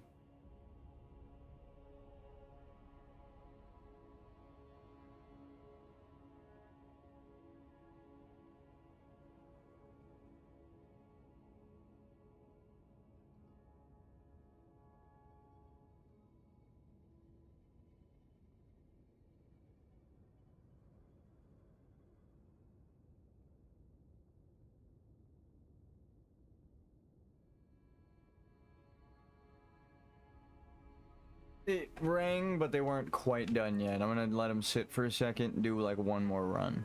The fact that we could just mindlessly talk and fight the boss down to halfway.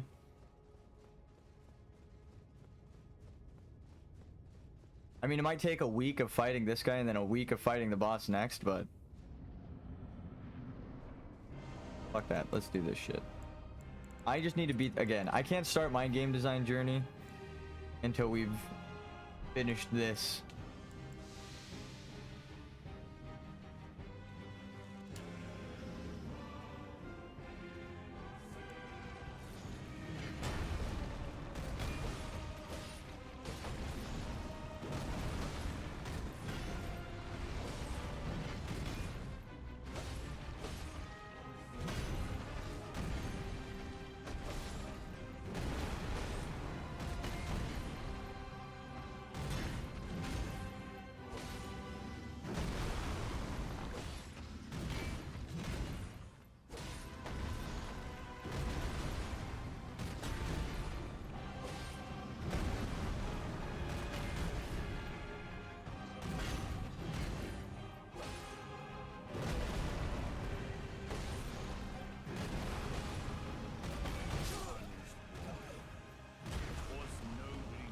Fuck.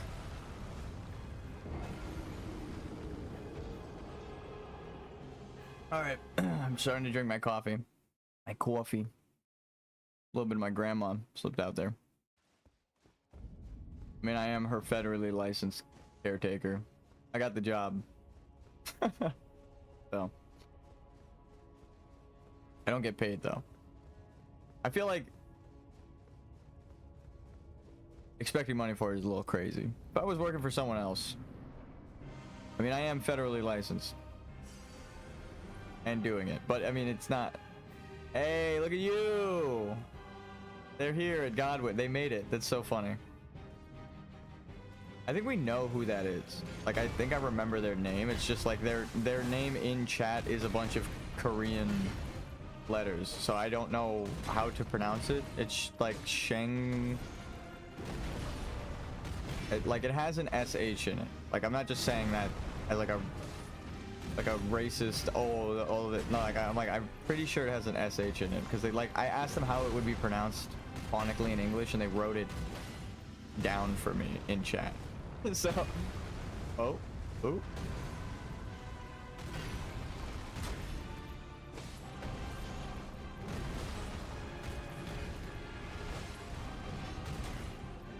Actually, wait, let me try something. Kill me real quick.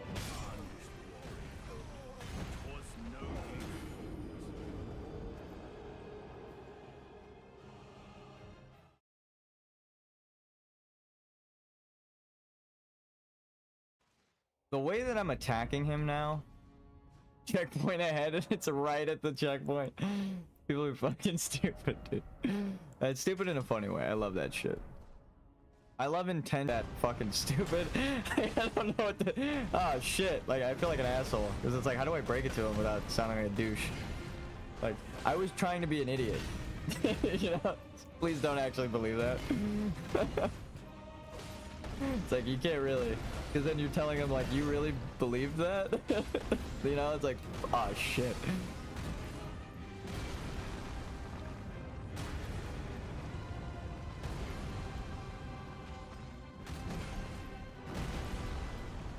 Oh. Okay. Let's talk about lore and eat some cinnamon sticks. What? Why do I keep calling them that? French toast sticks. They have cinnamon on them, that's why.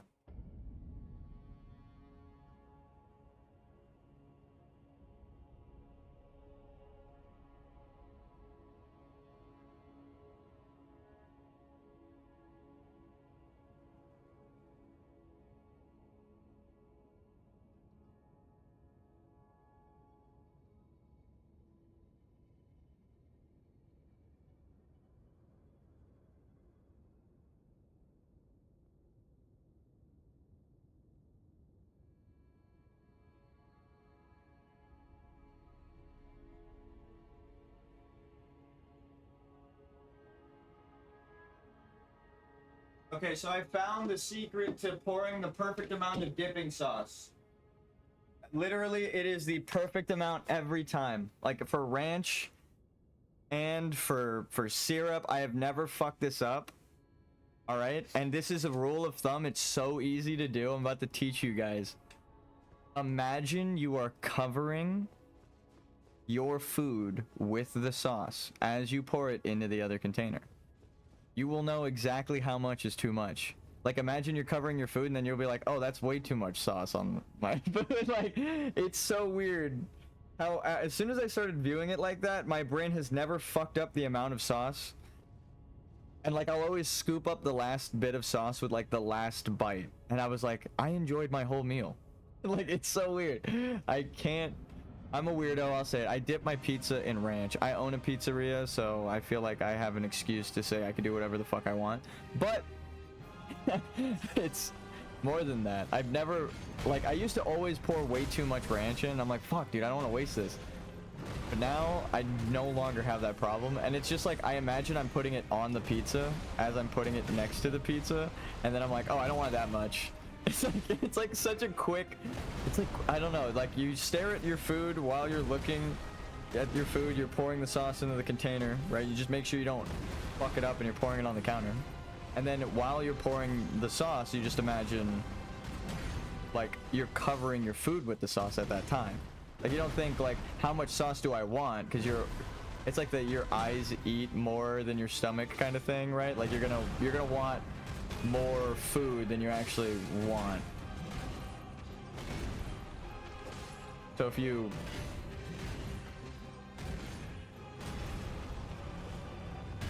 do it based on your stomach, like you're eating it, right? Like imagine you're taking the bites as you're covering it with the sauce. You almost recoil at the amount of sauce that you would have put on. It's weird. Like I normally would put so much sauce, and then now I'm like, oh, I don't want that much sauce. It's like, what the fuck? That's crazy. I'm like a completely different person with one little change in perspective. It's weird.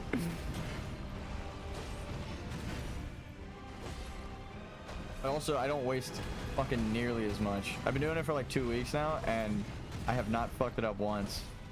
And I eat a lot of shit with like syrup and... all right. That one was bullshit. I jumped over it, landed next to your foot, and then after landing, I died.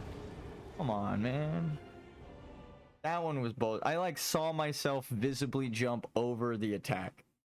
Normally, it's not that fucking clear. Oh, that one hurt. All right, here. Let's go over all of the lore for Elden Ring before we beat the game, shall we? That one hurt my feelings. That death hurt my feelings. That one wasn't a skill issue. That one wasn't a timing thing. Visibly, it looked perfect, and then the game was like, actually, you're dead. Fuck you.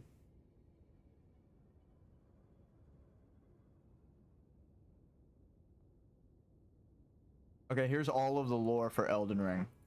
I drew a timeline based on in-game item descriptions, events, and locations. I'll just summarize it like this. And we also found the meta-narrative that the thing is all based on. It's called the Red King Red King, White Queen, alchemy. Symbolism, marriage of the Red King and White Queen in alchemy. This is what it's based off of. Old alchemical imagery. And when you know the story of this, you just immediately go, oh, this is Elden Ring. Like, you don't even, it's not even like, could this be misconstrued as Elden Ring's story? Like, when you read that, which we've went over before, it's like, oh, this is Elden Ring, right? So, anyway, they're on a quest to make pure gold.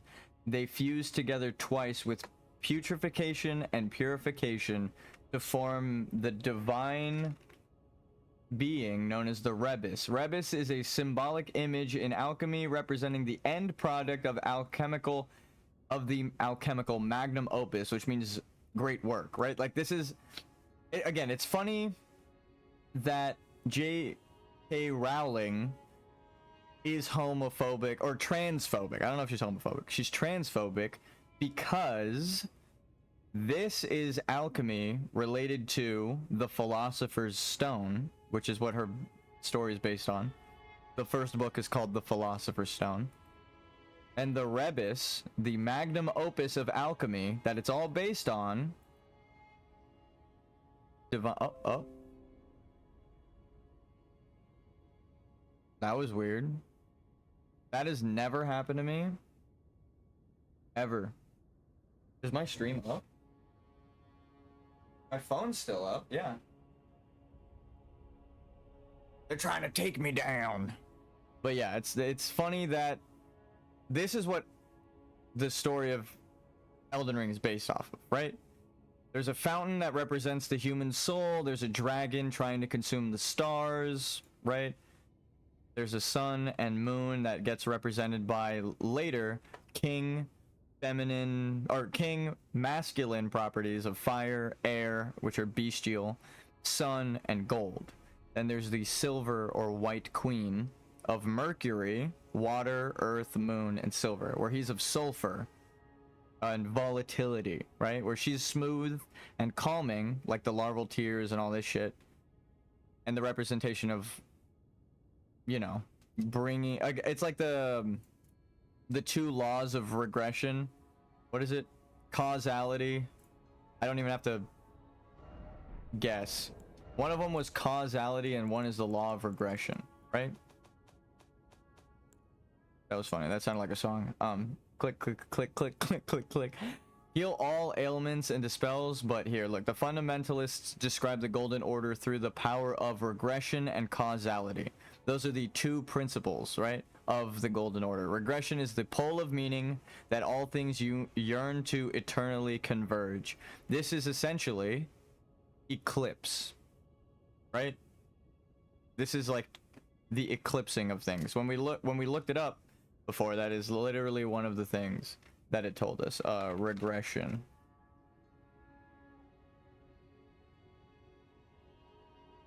Independent unknown parameter. Oh wow, this is going to show us regression analysis.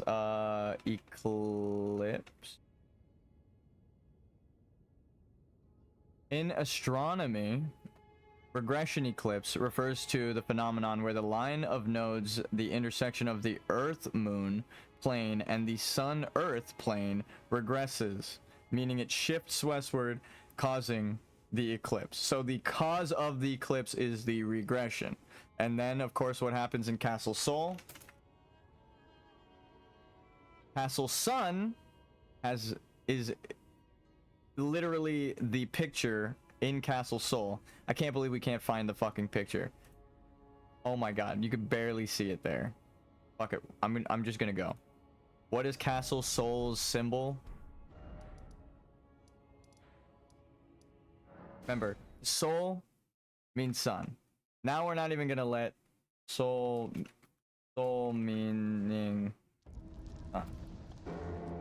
in both Latin and some other languages derived from Latin, Sol means sun, right? So Castle Sun eclipsed by the moon, right?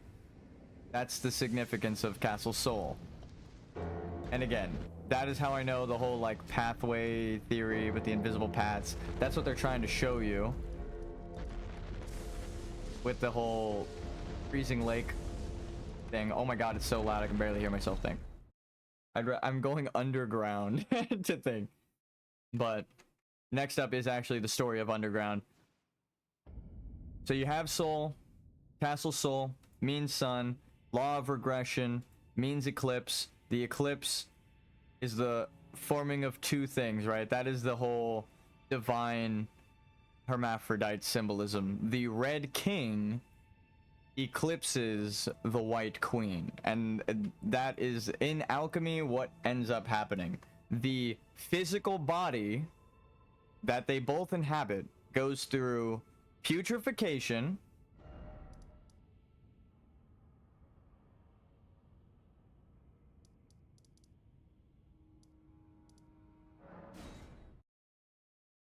I'll say that one more time.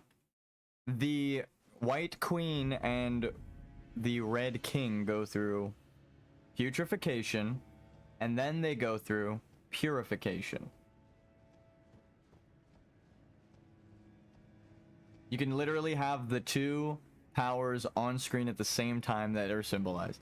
What's to my left? Rot. Scarlet Rot. Who made the urge, or who made the Halig tree with their blood? Mikola. Who made this with her blood? Melania. This is gold, and this is purification, right? The unalloyed gold. It's not a guess. They tell you with the wording. What does unalloyed mean, right? Unalloyed gold, what does it mean?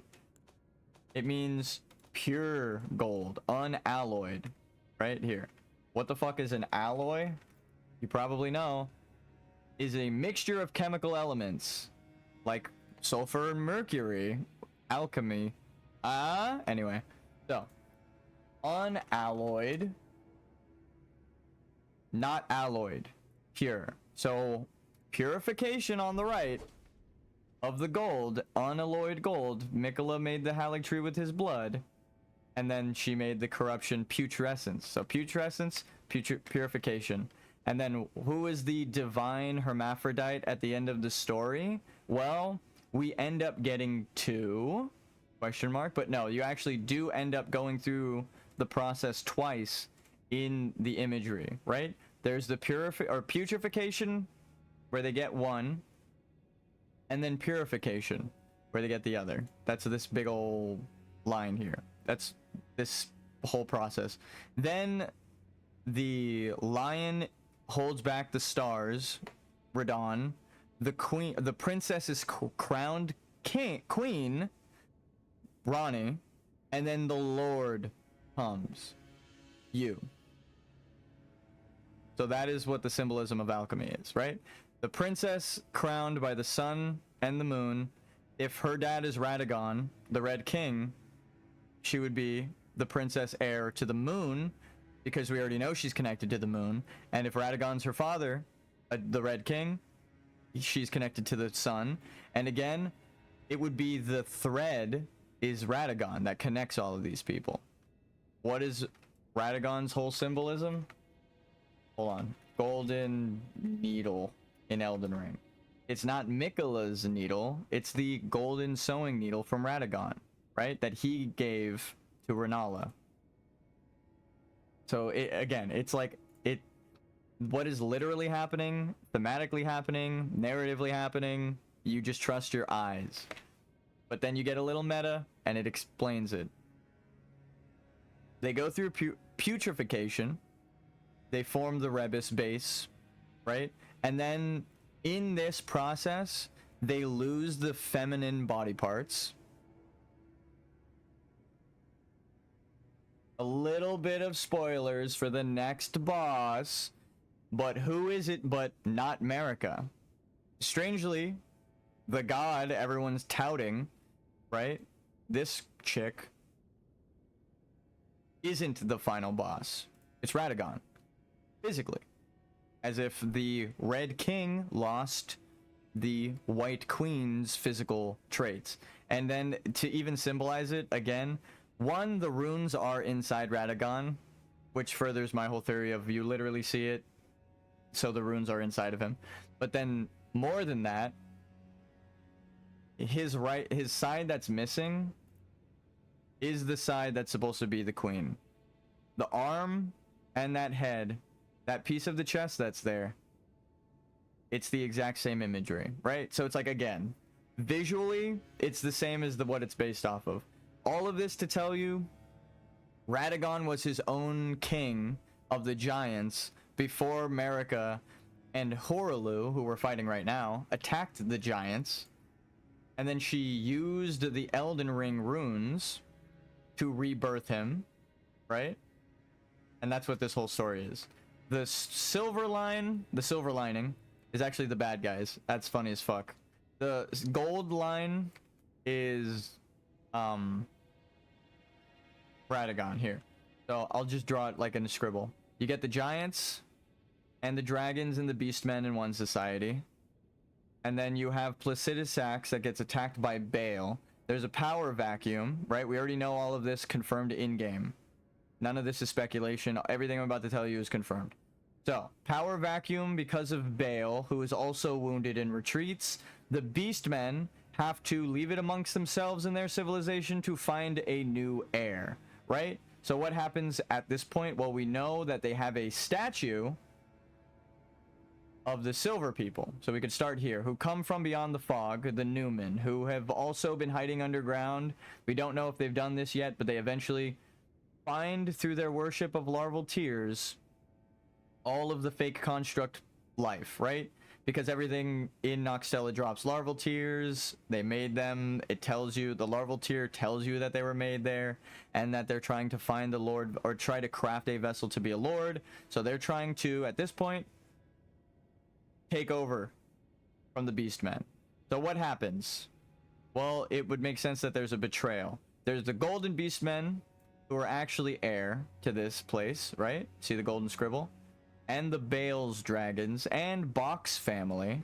You see this thread? The golden needle of Radagon. Now it's starting to make sense, right? So you got the beastmen and the giants and all of them here. And then Marika betrays with the golden thread. She takes the golden thread out of the eye. This is an eye.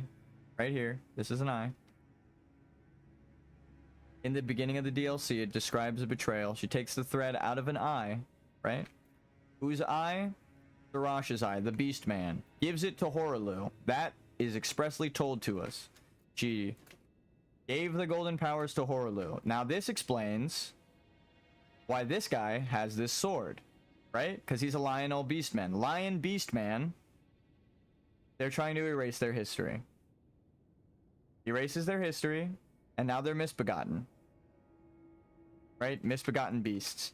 Horalu, that helped defeat Sarash. Or, well, I'm going to say Marika, as the gloam-eyed queen, killed the god, right? God-slaying power. That's the whole thing of the gloam-eyed queen's power, right? So what does this tell us? This is showing us the gloam-eyed queen right here. She killed a god, the god-slaying fire. What god do we know that died at all? This is the only god we know that died. The only other god we know is Marika, and then in the game, Mikola becomes a god. So they can't be that one, because he wasn't even born by the time they were called the God Slayer, right? They can't be called God Slayers if the god they're killing isn't born yet. So it's not Mikola, and it's not Marika. So the god they killed is Lion Man, Sarash here. But because they killed him, it's up to her to do with... He has to obey. So now he's part of the Moon faction because he's been defeated. And it's part of his religion that if you defeat him in ritualistic combat, you are stronger, as is the Crucible way, right? So you get to lead. But she gives it to Horalu, Mr. Tornado, right? The gold tornado has been formed. The power has crossed. Bok is the true good guy. He's the only one that's truly alive, that is from the original Beastman world, right? So he's got the Beastman lineage, but also these rat men were oppressed by the... Here, we could just... I'll pull it up. You don't need to... In the DLC, Blood Fiend, Elden Ring. These are rat men that were oppressed, and then they used the ritual that Moog did before Moog was around. So it's like, how did they get like that before Moog? Well, now we know.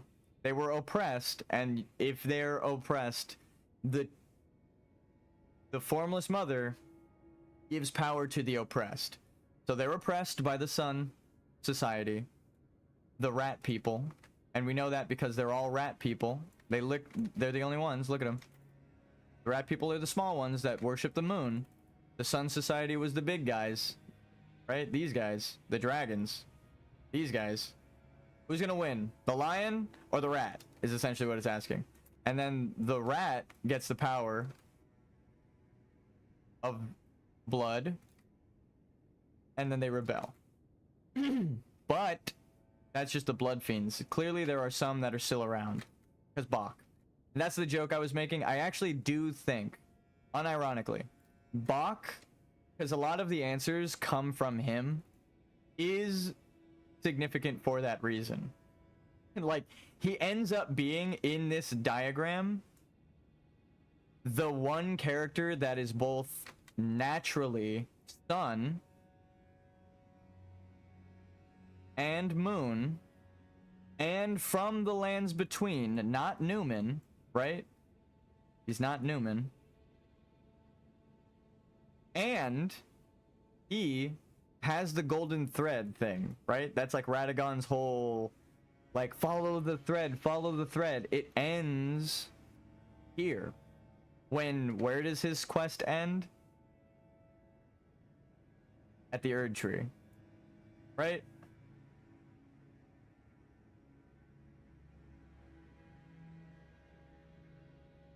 Draw a tree. So I'm not joking. I genuinely think Bach is supposed to be like a underestimated character. It's like, ha ha ha. Imagine if Bach was the chosen one, but he kind of is the joke about him. And then what happens is he doesn't have the rune of rebirth, so his quest could end early by rebirthing and teaching us even more that they're not supposed to be reborn, right? So Bach tells us that Radagon,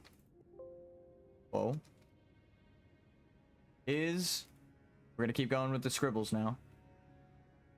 Bach tells us, with the golden thread connection, right? Radagon and all of this Glomide Queen shit, he is reborn, because if he was reborn without it, he would wind up like Bach, right? All fucked up. If he was born with it, what is it, you might be asking?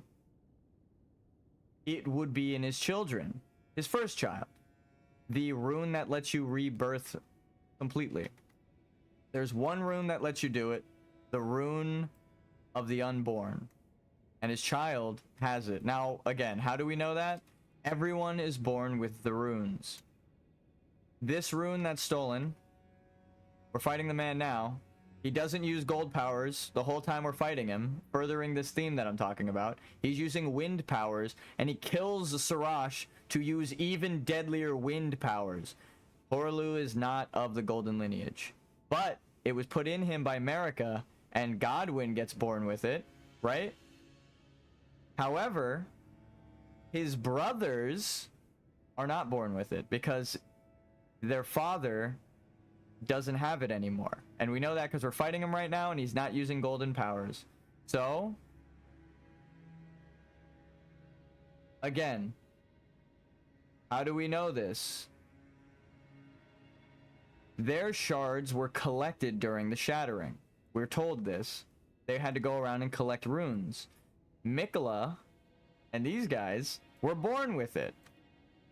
Right? Mikola's rune. I actually don't have his rune right here. I'll just draw one. Actually, it should be gold. Right? These two were born with their runes. She's been corrupted since birth. And he had eternal youth. He couldn't have been a child during the sundering or whatever. The shattering. The sundering. That's World of Warcraft. Right? We're going over the lore as I'm eating this food. But he can't. He can't have been born with this before the shattering and collected it during the shattering. That doesn't make sense timeline-wise. He had it since birth. But we're told that. We aren't lied to. Because we can't be lied to. Because Saint Trina existed before that. Because the compelling... Right? We're gonna follow the gold now. We're all the way at Radagon. So where you see here, reborn, Glowmide Queen, reborn. It's actually, the Glowmide Queen is not reborn. Only metaphorically, right? Who is reborn with the ring of rebirth? Radagon. How do we know? His kid has it. And again, how do we know that the runes are birthed through the children? Let's go to Fia's quest. You give her the half of the death medallion, the other half being in Godwin, and they birth a full death rune. Birth it, I should state, is how they phrase it. She's like, I am going to birth a child. Take the rune that is the child I'm birthing. So it's not even a matter of question. She explicitly tells you what the fuck is happening. Again, all of this is told in-game. We know that they aren't born with theirs. The beginning of the game and the trailer explains that they had to go kill people for their runes.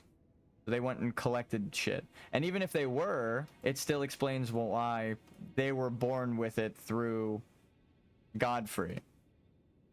Orlu is an easier way to refer to him. But again, what else? Who else is born with their rune? Godric. Godric is born with his rune because it's a central rune, and there's no way that he beat Horaloo in a fight for this central rune. Right? There's no way that he beat Mikola. There's no way he beat Rykard, because the story again expressly tells us he fled and ran for his fucking life and escaped the capital after Rykard attacked. So he is the last of Lindell's forces with a rune born into him.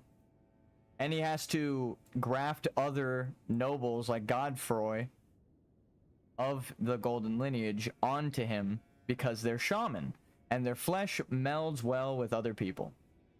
But he knows that because Rykard tortured everyone for the truth. So, now that we have 3 different runes that are born, let's keep going. We have Fia's rune, born. Godric, born. This is discovered. And then in its discovery, because it's clearly the actual order, the rune of mending order, right? So there was a piece of the rune that was plucked out, removed. And it was order, which means if she wanted to impose her own order, she would have had to get rid of this. Again, it is all explained. Marika, Glowmide Queen, because the shaman were tortured by the horn scent. Shamans, I should explain. Elden Ring horned shaman. This guy, the horn scent, is actually a shaman. So the horn scent that tortured her to make the gold, right? These guys, the gold. Well, this horn scent in the picture, this is why I used this picture. He's using death magic. This is Glowmide Queen stuff. That's the moon, baby. That's not the sun. So how could there be 2 different shaman? Both horn scent. Right? Shaman. How could there be a shaman people with horns and this shaman people without horns? Oh wait, the horn scent is a phrase for they were born with it or they weren't. So these people just weren't born with their thing. But wait, to further that, let's go find the people in game who are shaman that further connect everything. So if there is shaman in the Daylight Society, and I'm saying that Ul and Uld are connected, there would have to be some sort of horned shaman beings, humanoids, that are like tied to spirits, but didn't look exactly like the shaman of the city, right? They had to be their own society. Huh. If only we could find some sort of spirit man with horns that goes by shaman. What were these guys called again? Hold on.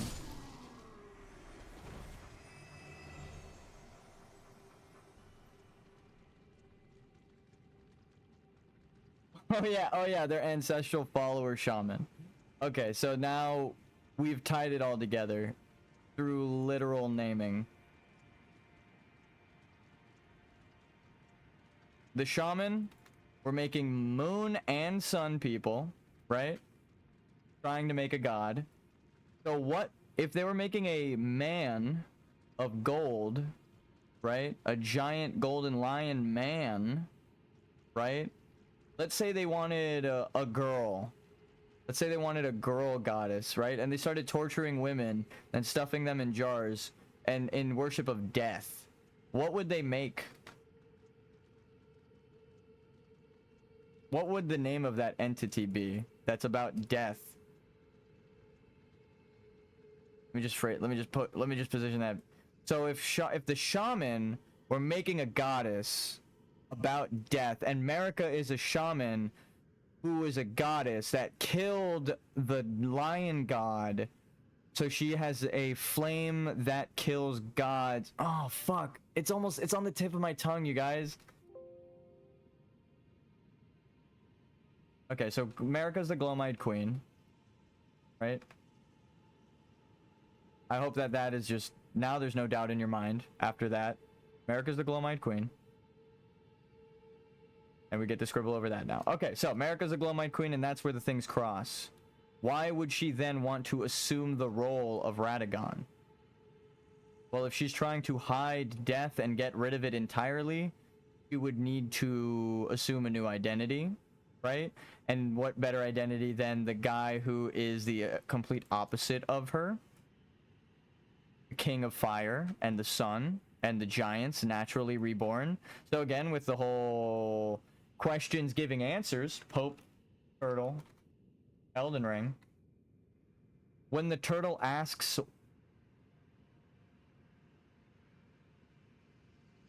the mystery endures to this day as to why Lord Radagon would cast Lady Renala aside. Well, if Marika has access to the Elden Ring and can pull out the rune of rebirth and put it into him, which is then also born into his child with Renala, then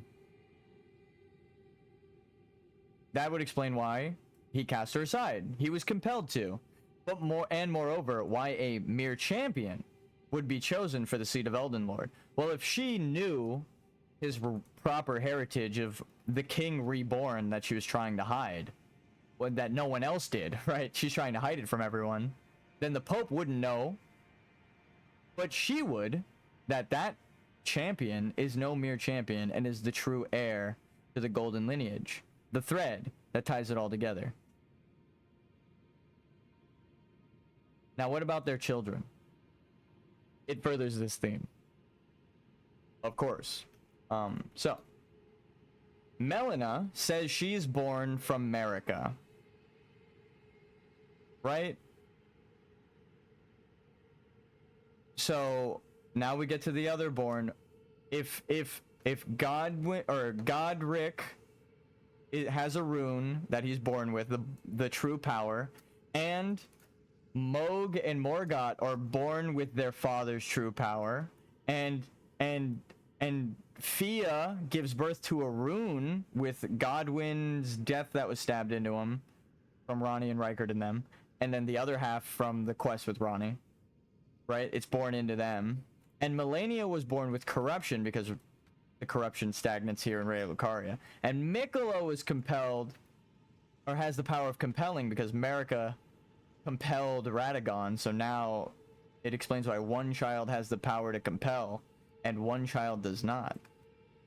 And if it was supposed to be life and death, why the life child goes on to replicate America, but the child that replicates death is stagnant, right? So, what does this child born of America get? Oh, she gets the Glowmite Queen powers. That's right. That's her secret ending. She gets the Glowmite Queen.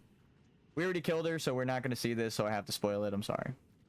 So that's the 5th or 4th child now that is born with their parents' power directly. Right? And almost completely directly. The only thing is this was put by proxy, and after Rykard and Ronnie stabbed Godwin with the other half of the rune. That's why he has half of the centipede. Ronnie's body has the other half, and then in your quest, you take it and give it to Fia. So then she gives it, and the 2 halves are there. So Ronnie would have that, but she gave it away during her quest to you.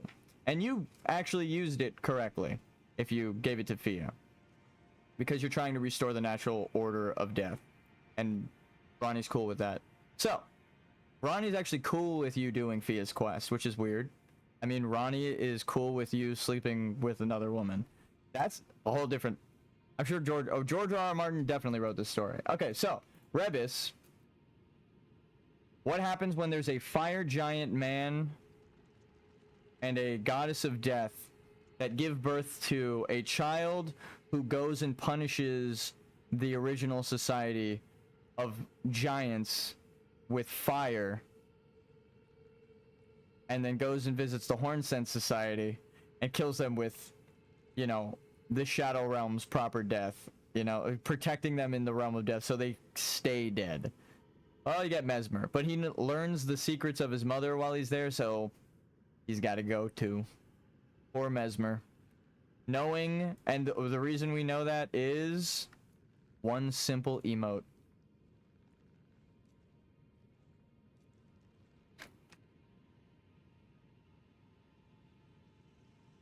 Found north of Bonnie Village in front of a headless statue. This gesture is required to gain access to the hinterlands through Shadowkeep and continue Count Ymir's quest. So what I think happened is during his quest, this is a theory. It will be very supported by in-game evidence, but I'm just gonna say it's a theory. Rykard is sent, right? Have you made it to Horaloo? Yes. We did. Warrior. We did. And we got to phase 2. We're doing really good. I'm realizing that we're on the second to last boss, and now is my only time to go over all of the lore for Elden Ring. And we just did it. So you have Mesmer in the DLC. He goes to find his mother's homeland, or he's sent to his mother's homeland to burn it down, right? And like Rykard, he finds truth in that it's his homeland too, right? And he goes to Bonnie Village. All right, this is gonna get a little meta, but you see this whole ancient alchemy thing? House gods, ancient Mesopotamia. So they stopped using house gods, ancient Mesopotamian house gods. This is in Elden Ring. This exact practice is in Elden Ring. It's a little abstract, but essentially there are local gods based on the family houses and towns, right? So Bonnie Village tortures the shaman to make the Glowmite Queen.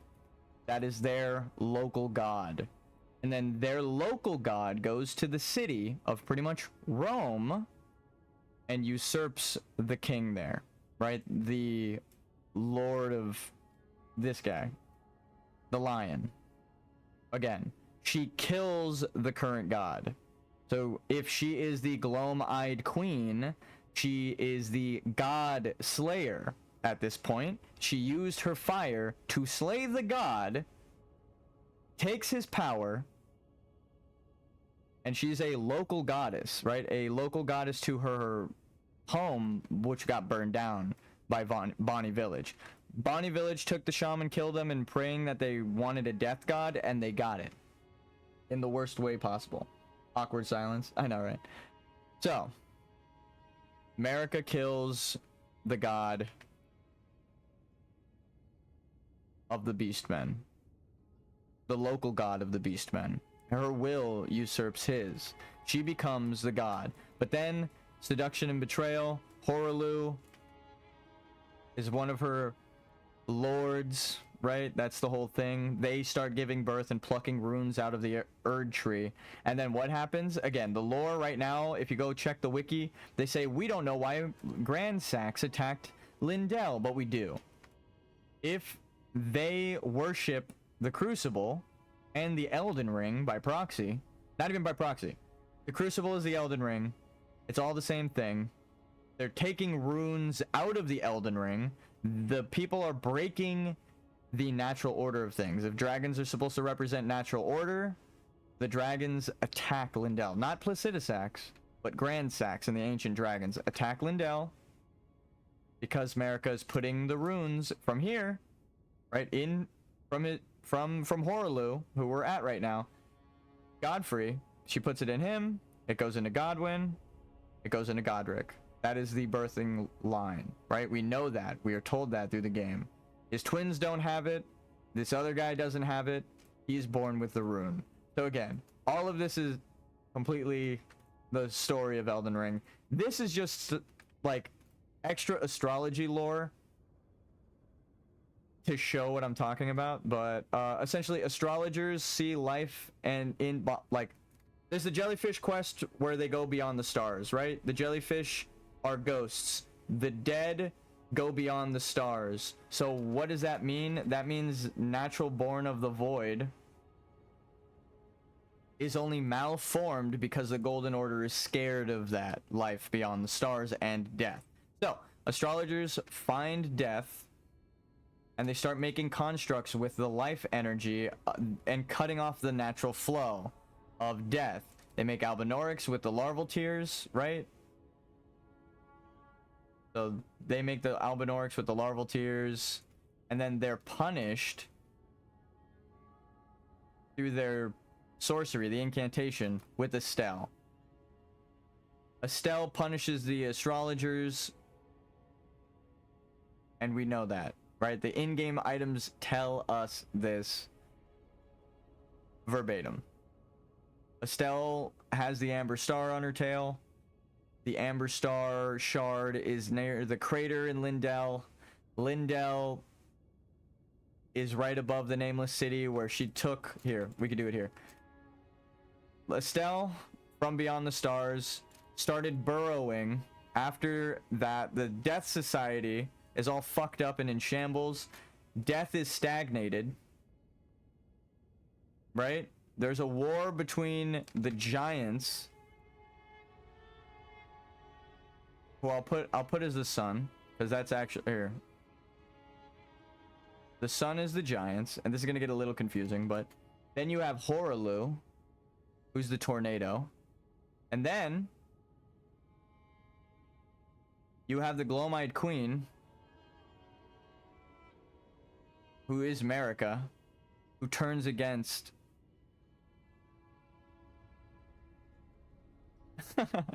it's supposed to be a skull. The sun, right? And she's supposed to be the moon. And that's why the moon eclipses the sun here in the giants' place, right? And that's how they did it, was with the tornado. So, death is stagnated. What happens? Raya Lucaria, underneath Raya Lucaria is the Lake of Stagnance and Death. Who lives there but Radagon? And if it weren't for the unnatural compelling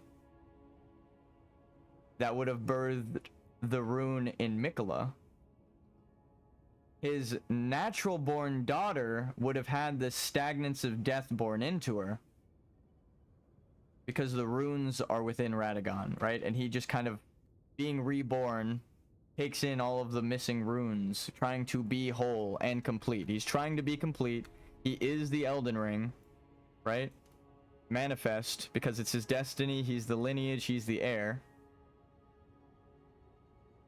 But his children, who are supposed to replace him, also have and share these powers.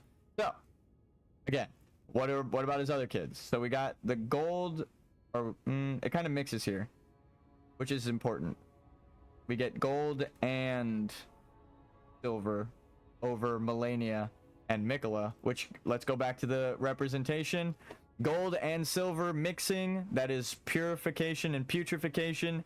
That is their power. That's what the fuck they're supposed to represent. These two lines of putrefaction, where the limbs rot off and they become the god, and then the rebus, the godly figure, the magnum opus, and then purification from the body, and then that's what the dragons are supposed to represent. These snakes that they've defeated are the aspects of man that they've overcome as the magnum opus.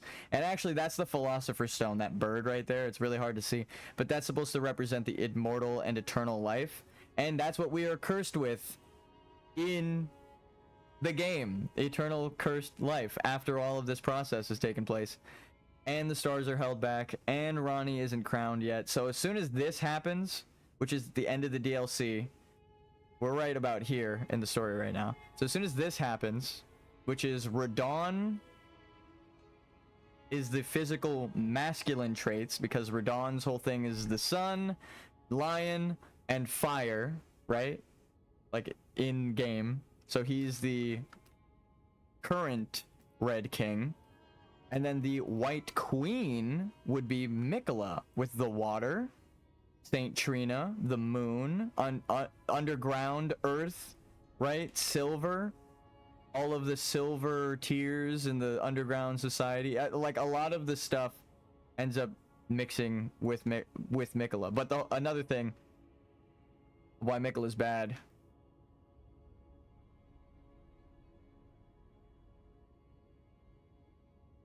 I think Mikola is a girl. I will say that. I know that's crazy. I was just referring to them as a he. But the Golden Order wants you to believe their lies, and they're the one referring to Mikola as a man, right? Making this impossible. It would be the White King. Correct?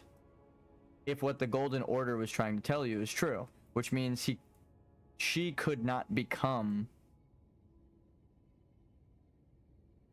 a goddess if what we were talking about is true. However, it's another meta.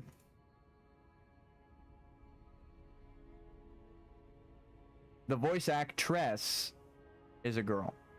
It's not a guy that voices them, but that's meta. That's lame. I'm gonna prove it with in-game stuff. If Marika is trying to seal away and hide this silver lineage, right, the invisible path of the astrologers, she wouldn't want a king here. Or she wouldn't want a queen here, she would want a king. So they would be trying to do this, literally, right? They're trying to make it so it's not the White Queen, it is the White King of Mikola. So there's no way they could be a goddess, right? However, what we see in the DLC is that Mikola does become the rebus, right? She becomes a golden spirit over, we could draw the line, but she becomes a golden spirit above Radon, right? Golden spirit, little important there. And Radon is supposed to be the physical body of the person, so I'll draw a little dude.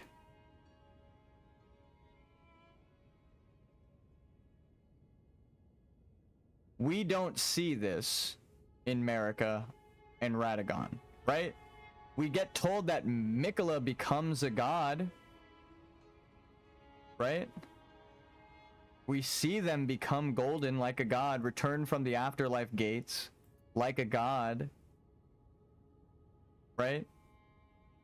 But it wouldn't be possible if what the gold, which is the reverse of Dark Souls. which is the reverse of Dark Souls. What is happening? My OBS is tanking. I've never experienced that. And then we got it twice in one stream, but my phone is still up, which means we're still live. I don't know what's happening. I don't want to fight the boss and then disconnect right like when I beat them. That would suck. So I'm gonna keep going with lore, but it says we're fine. It says we're live. I don't know why my computer's freaking out. It's also never done that before, so I don't know.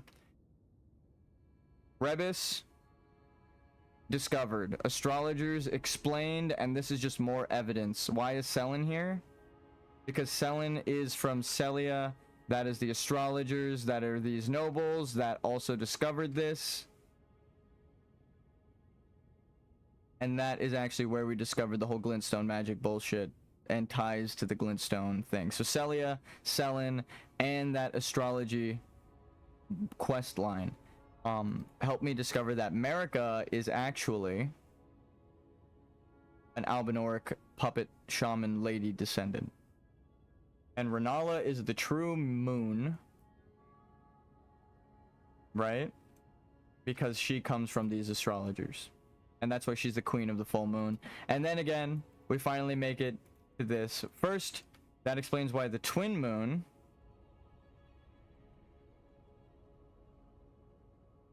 of fire and ice rebels against America, not just because of the punishment of Mesmer, but because she would know the truth after studying these long enough. And from her true lineage, even though she's not the queen because of her sister, she would know it's all bullshit. So she would be way easier to compel to turn against them. And then again with the Beastmen, Malekith is the moon as a wolfman, where the lion is the sun. Wolf represents moon. Wolf and moon representation. Kind of obvious. If you didn't know, they kind of howl at the moon. Okay, so anyway, I don't know what else to tell you. If you don't understand this symbolism, there is no way you kept up with any of the shit I was just talking about, and there was no helping you. So, Wolfman represents moon and death. It is Marika's most trusted, right?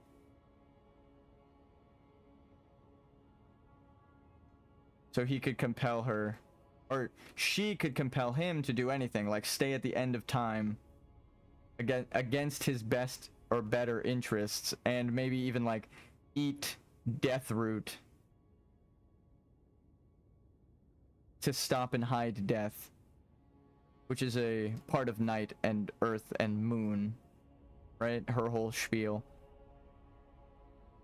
which also goes down to Blide, right? So if Marika is a moon goddess from the Glowmite Queen and trying to hide it and take Radagon's sun powers away by merging with him, well, then she could command Blide to do anything because she's the moon and hiding it, right? Because she could command the other wolfmen to do anything, even stay outside of time. And one of the strongest wolfmen, Malekith. So Blide doesn't stand a chance. Now back to Ronnie and Radon and Rykard. We could finally tie this whole thing together. This would be the true moon, right? In Renala, and this would be the true sun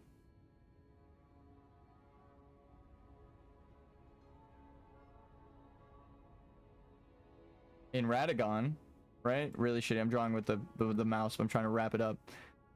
So of course their kids would be heir to the moon, Ronnie, and then heir to the sun, flame, bestial powers, Radon, right? And again, if fire giants, erase some of this, had ties to wolf and lion symbolism, that would explain why Radon is left howling at the sky like the moon and a wolf, even though he's supposed to be the sun, right?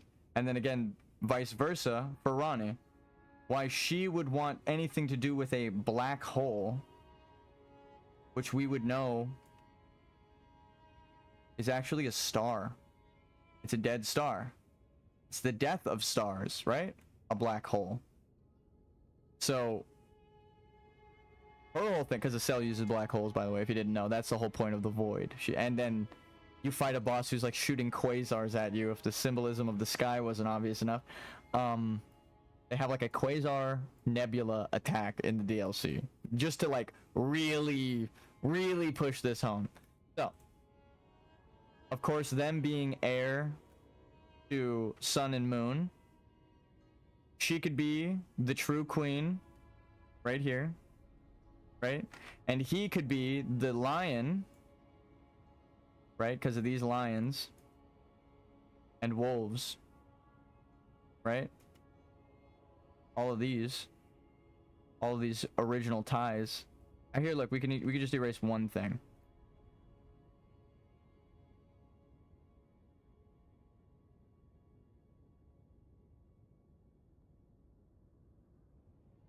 Radagon ties it all together by being the sun with a thread, a metaphorical thread.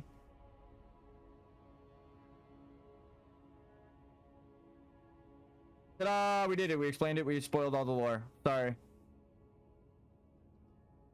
Hold on, wait. Is this all on one layer? That's so funny. I managed to explain the lore with scribbles all on one layer, but we did it. And there's no proving me wrong because I'm right. Thank you, everybody. I'm gonna call it here. No, I want to keep playing, but the fucking stream is like busted. I don't even know. I've never gotten that error before. I think they're trying to take me down because we've explained the whole lore, and the only way to look into it is to research real world. It's impossible. Yeah, I know. I've actually solved Elden Ring. Thank you, everybody. For it to be impossible. It's impossible for it to be impossible. Yeah, I've drawn it and only proven myself with references to in-game items, characters, and quotes. Like, I've never done anything that's like maybe, except for like maybe Rykard's symbolism is dragons with the snake, right? The unsolved becomes solved. Yeah, literally when you realize that you have to trust your eyes, it's like, oh, like the whole game becomes so beautiful. But you can only really do it if you go through and forcibly fight everything as a level 1, because you won't get all of their moves and you won't fucking... It's like the thematic tie. If you walk up and blow up the boss, you don't know their moves. You don't know that this guy isn't using gold powers. We're fighting Godfrey right now. He's not using gold, you guys. Where's the gold? He doesn't have it. It was born into Godwin, right? It's like, I will fight this guy for an hour. He will not shoot anything gold at me. The only fucking gold he has is hanging on for dear life, and it's silver. It's fucking tinted silver. It's the lion. You see, it's like, again, everything I've stated, true. There is no unproving what I've stated. It's insane. It's like, you can go find any evidence towards it. And look, I said that there was a giant society of Ul and Uld. That loading screen proved me right. Who the fuck? Right? It's like, who the fuck would deny me that this is a giant society now? You want to tell me that this isn't a giant society? I'm gonna call you a fucking moron. Okay. And we're good. That's it. It's like, oh, you're gonna tell me that there aren't giants underground? Explain that.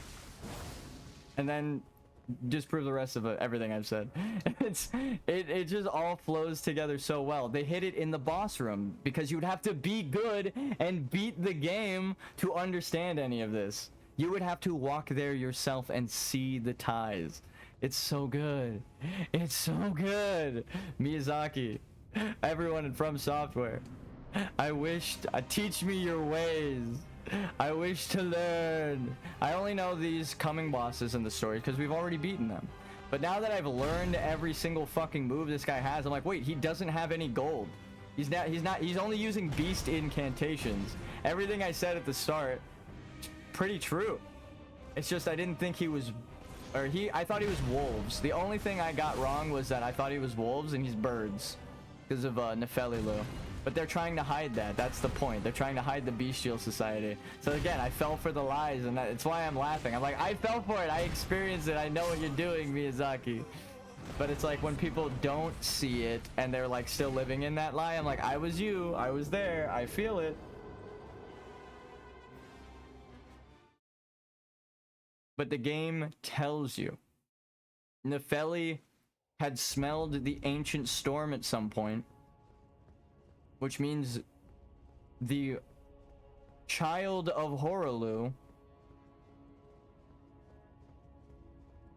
who takes over his castle, sorry, I'm eating, has bird powers and tornado powers and remembers that being their original power. Right? Nefeli. It's like Nefeli even proves me right. Everyone proves me right. It's so crazy. It's like if she smells the ancient storm, she has to, or if she can even recall it, and the ancient storm, by the way, is this ancient storm. Because Horaloo and the God Dragon Society, all that shit that I just mentioned. So if she can smell the ancient storm that's gone, she had to have been remembering it from her childhood, which means it's Horaloo's original power. And then again, proving that gold isn't his original power, he does not use gold. There is no gold. There is no grace. What the fuck? Did you see that guy? These people must have needed him on another planet. That guy just... There was a player model there. If you rewind and look for, like, this guy right here in front of me, there was a player model there, and then it just got sent into... It was going to visit Estelle's family, dude. That shit, he was sent to the goddamn stratosphere. I don't even know how else to explain that. He left so far up, I could not rotate my screen any higher to see him. He's gone. He's in the branches of the Erd Tree now. He's one with the tree. But instead of Erd Tree burial at the roots, they said Erd Tree burial in the branches, motherfucker. Jesus. Oh, in the Crucible. Oh, that actual one little tie of the deities and stuff. The America was a local deity for her people. Or actually, it wasn't even her people. Her people were tortured to make a local deity by the Horn Scent of Bonnie Village. So it's like a different village of shamans tortured them, the Albinoric woman. Oh god, I'm starting to understand so much more of the lore. It's like really starting to piece itself together. It's insane.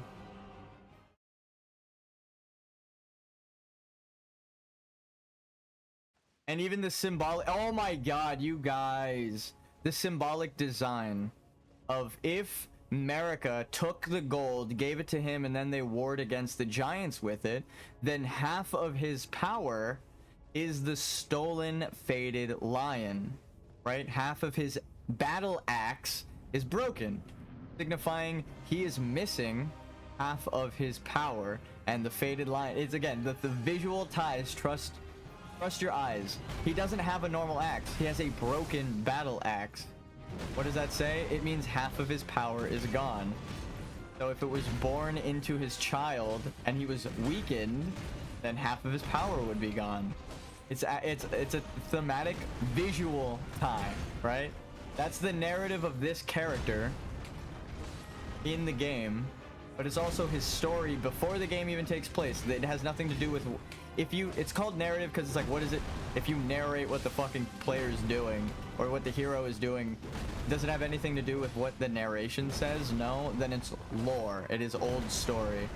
It is the history. It is story, but it's not narrative. It's thematic ties with lore. That's the difference. As a writer, I can tell you. People don't understand the difference between lore. Damn, that 90-degree angle actually scared the shit out of me. He just snapped into that. That was fucking weird. But again, it's visual ties. There is no gold power that this guy is using. He's the first Elden Lord of the golden lineage. Where's his golden power? Well, it's spread amongst his children. Oof. Because it was never his to begin with. His power is the one that he uses in this battle. He shows you have to trust your eyes. He kills the lion, takes the strength of his battle tendencies, JoJo reference, his JoJo stand, and he literally, it's a JoJo reference, but it's not. Like the battle power and willpower is his stand. he consumes his stand.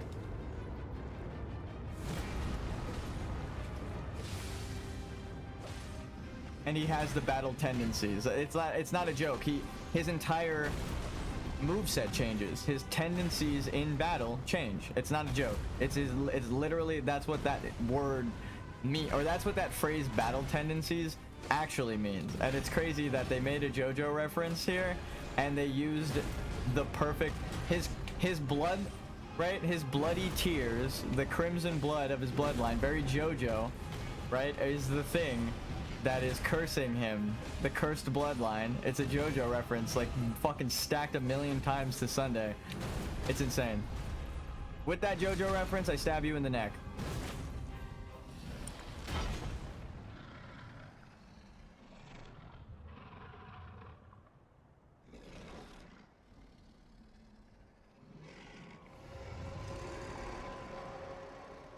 That will be all. Thou didst me good service, Sirach. Look, he kills the beast man and gets stronger, the greater will crucible style, right?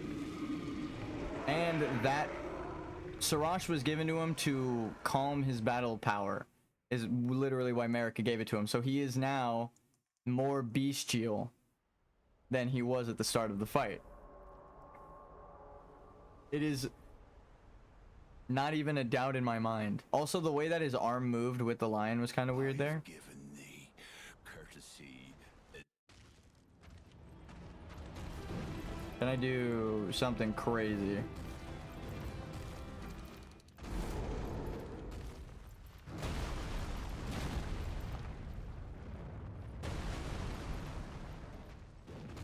I'm gonna die. No, I messed up. I pressed the wrong button. I tried to open the menu, but I hit select instead of start. I was trying to click on something on my second monitor. I was gonna get the JoJo reference music going. It's okay though. God damn it, dude. That was so funny. I realized he's a JoJo reference, and it's like every single diamond is unbreakable. His skin, like he's the whole point of it. That what did he get entrusted with but gems and amber that are supposed to be crimson blood? It's like everything, every kind of JoJo reference for every arc you can imagine. This guy, his daughter, Jolie. No, I'm just kidding. Nefelilu. His whole thing is about bloodlines. Fucking crazy.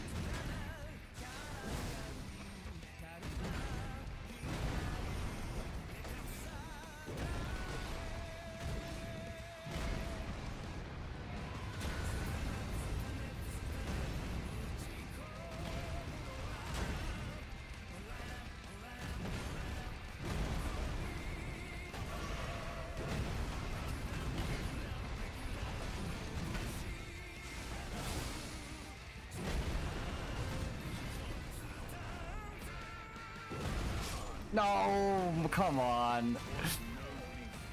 Actually, if I jumped forward, I would have survived, but the camera angle fucked me there. I tried to jump forward to the left, and he moved a bit, so my character jumped backwards to the left because of the camera angle. I know that sounds weird, but it's like, it's the difference between this input, right? If I'm holding left, I would have to now hold back and then forward, right? If the camera moves, I have to like move the stick to keep going in the same direction. I know that's dizzying, but it's the opposite of that, right? If the camera moves but I'm holding the direction, my character turns. So because he moved a little bit, it changed the angle I was rolling or jumping, and I jumped like forward to the left when I meant to jump that way. So this way was technically backwards when I was trying to jump that way. It's so stupid. Little subtle thing. God damn. I gotta replay the song now. To die to camera angle cheese is always the saddest thing.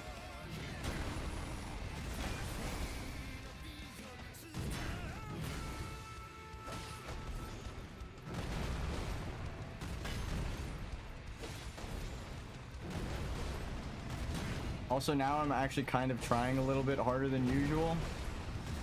As you can see by me going for every opening. Just to, you know, if I'm going to do one of these runs, I might as well show that the timing I was learning, I wasn't joking about. It's all about timing. Oh my god. Did I not have stamina or something? I rolled perfectly back and my character did the thing where he just kind of stands there and does nothing. I was like, well, oh, but I looked up and I didn't see my stamina. I couldn't tell. Like, by the time I looked at it, it was already full. So I couldn't catch it in time. Which typically means I had a lot of stamina left. But I didn't see, so I could have been fucking completely empty. I was trying to conserve it, but sometimes it eats your inputs. But again, if I wasn't paying attention to my stamina, it doesn't matter if it was that or not, because that would have got me killed, right?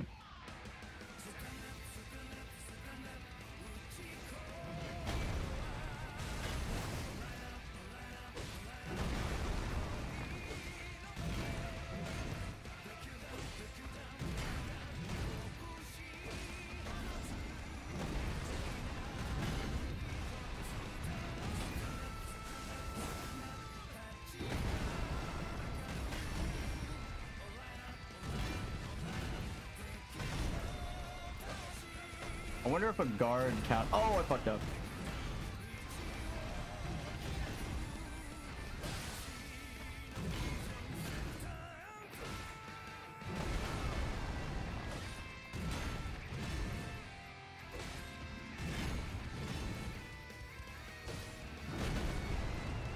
I know I'm attacking too much when I get the buff for attacking too many times in a row.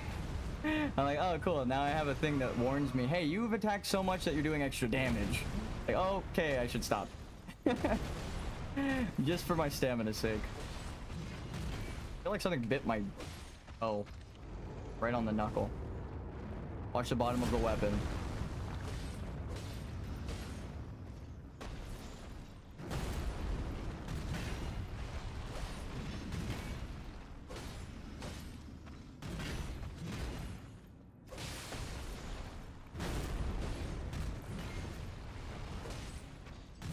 Also feels kind of like a splinter.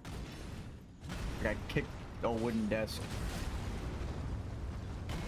No, I should have waited like a millisecond.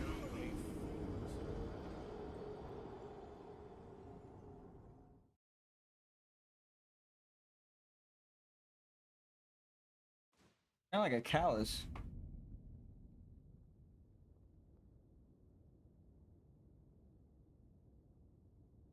I have this thing I do, you might have noticed, where I curl my toes to grab onto my chair to get fucking grip.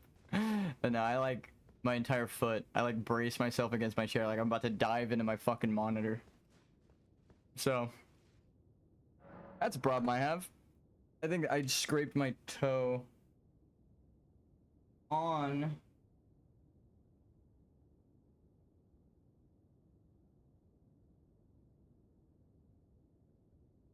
some wood, and that's what happened. Fuck. All right, I'll be right back. I don't know if I have a splinter or something, but I'll be right back.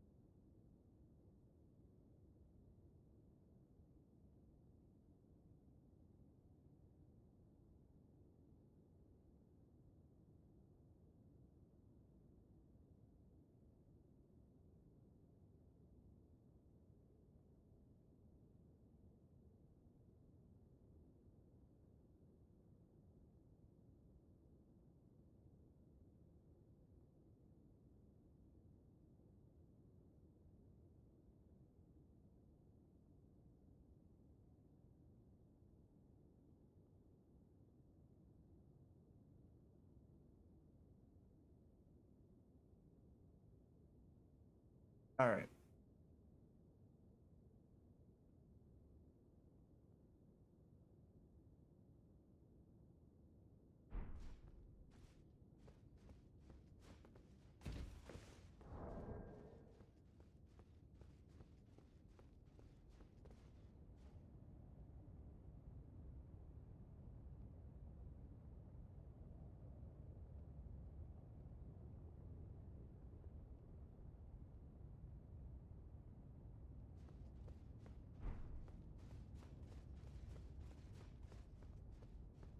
I even said yesterday, wow, this guy fights like an anime character with the way he pauses in the middle of his jumps.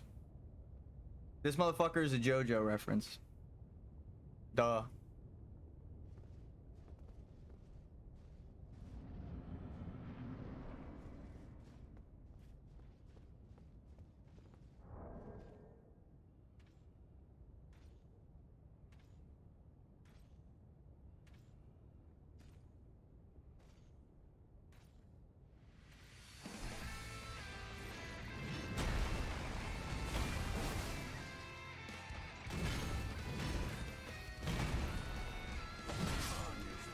Thought he would go over me.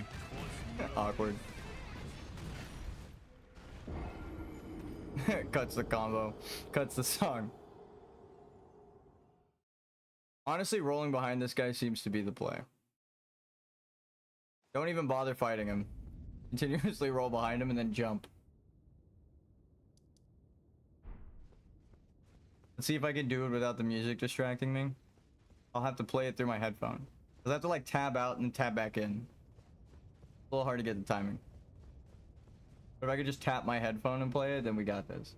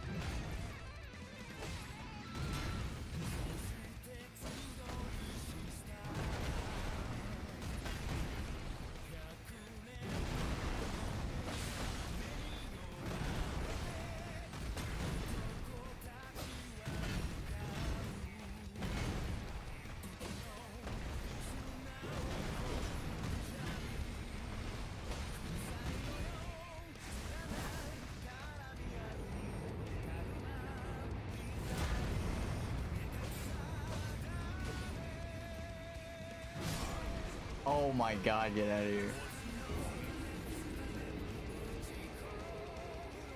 I will implore you to watch me press that roll button. No, I think I held it too long. I pressed it, but like even that microsecond too long. See? Ready?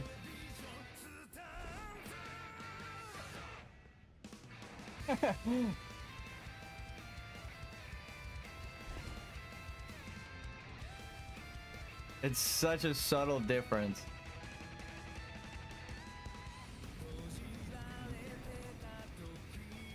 I'm sure you can toggle it off, but I'm so used to it now. It always fucks me though.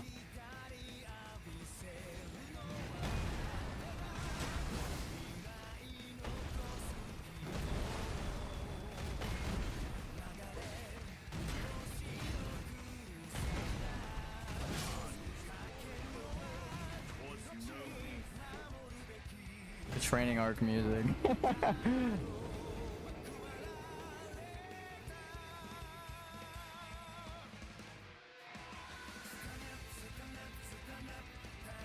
Oh yeah, also Radon and Ronnie are clearly giants. I'll say that. To tie it all together. Go compare them to the size of every NPC in the game. Oh, and Mikola within the cocoon. His corpse.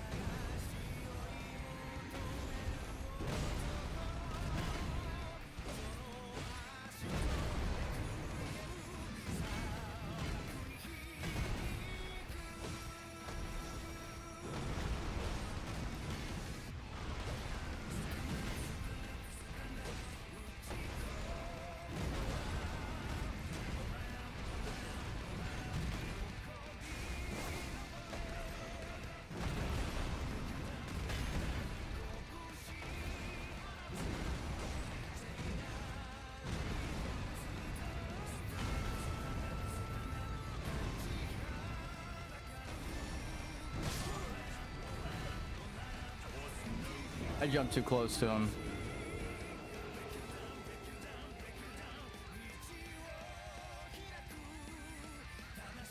Dude, I was in it. I hit him with every opening. That was crazy. Locked the fuck in, dude. I'm not locked in here with you. You're locked in here with me.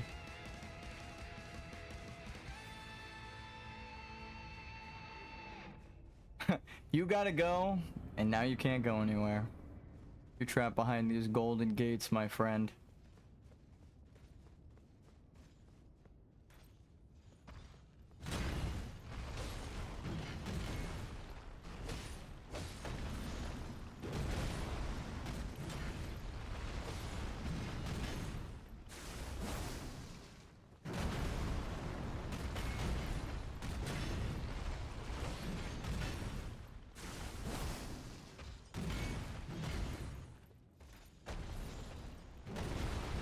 Stamina. Lacking the stamina.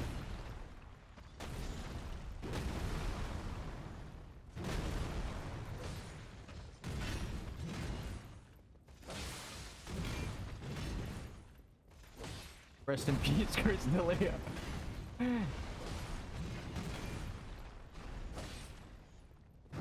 Pretty much dead.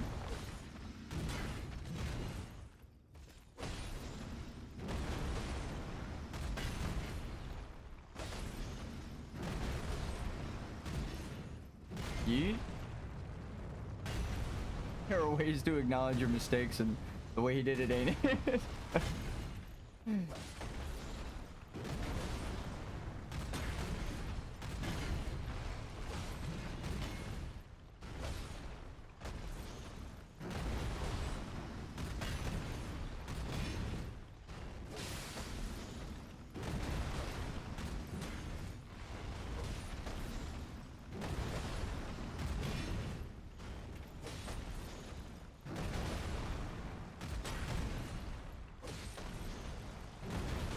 We're just gonna do this fucking dance the whole time?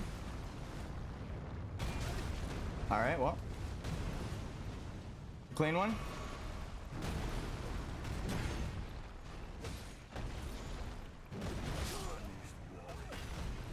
Oh my god, dude. I feel like I made that jump 7 times in a row, and then that time it decided to kill me. I don't know how else to explain it. We just did that 14 times. What do you mean I died that time? It's probably even more than that. Like if you count up all of the dodges. How the fuck? God damn it. We'll put the music back on. That's upsetting though.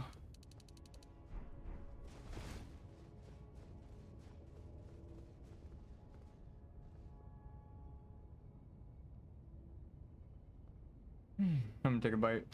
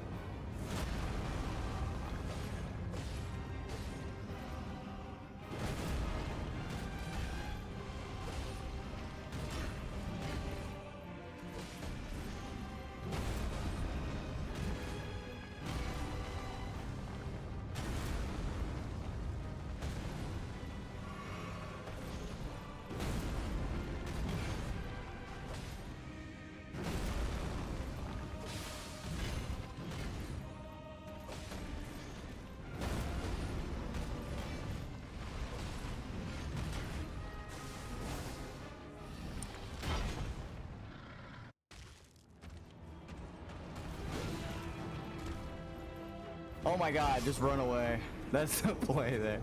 He's got such crazy tracking on that. I keep dying immediately to the opener. I survived it yesterday, and now I can't get by it because I'm trying to roll through. It's not... That, when I... All of this game, when I kept saying, if you plan on playing Dark Souls from the beginning, like Dark Souls 1, 2, 3, don't dodge into people's grabs because they like to teleport you into their grab, or their tracking is really crazy. That it hasn't really happened much in this game where I've been like tracked. Like he just straight up was like, nope. He grabbed me right when I rolled to him.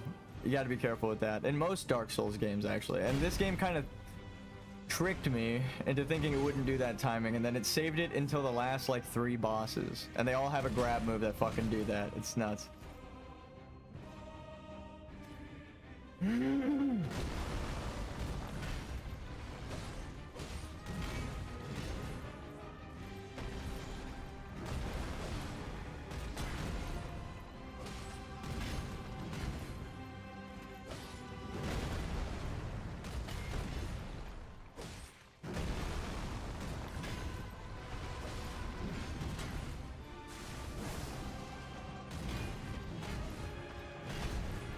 Oh, my stamina though.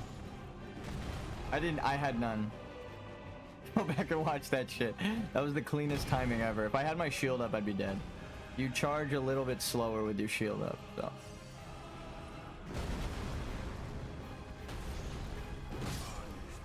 Damn it, dude.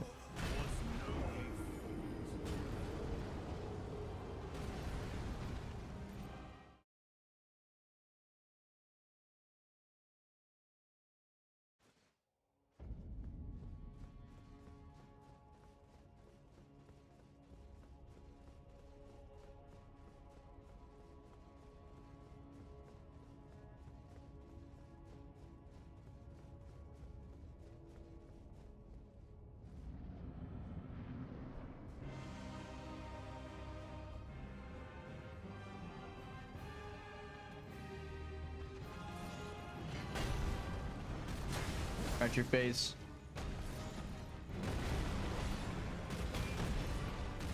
It's part of the rotation. Roll behind him. Let your stamina recharge. Back to the yellow.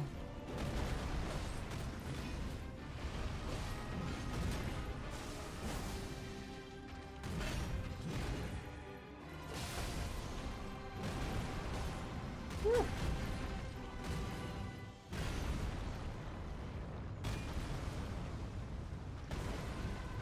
I don't have the proper buffs on my bars. Uh-oh.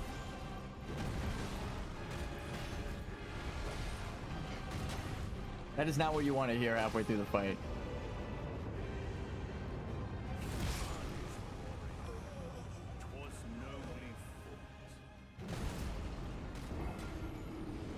I think I jumped into him. I think I can jump because I already did. I was just too close.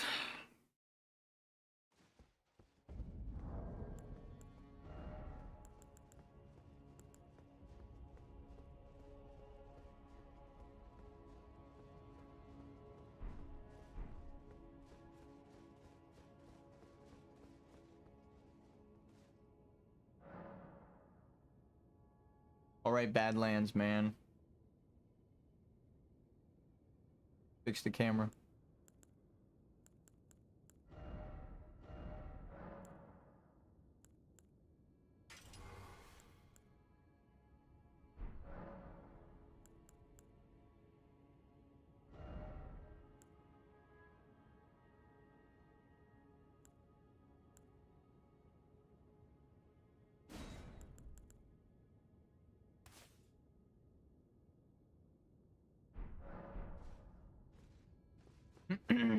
That could get me killed, actually. If I get used to the more stamina and then die.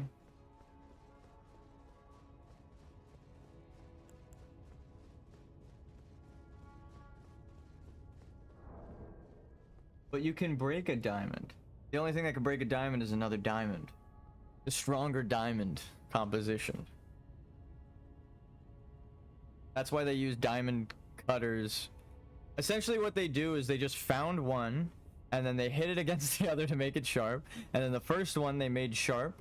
They used that as the blade to cut lesser ones until they found one that broke it, and then they switched it out and then used that new one as the blade until they found another one to break it. Diamonds are the only thing that can break diamonds. Also, I was just making sure chat is...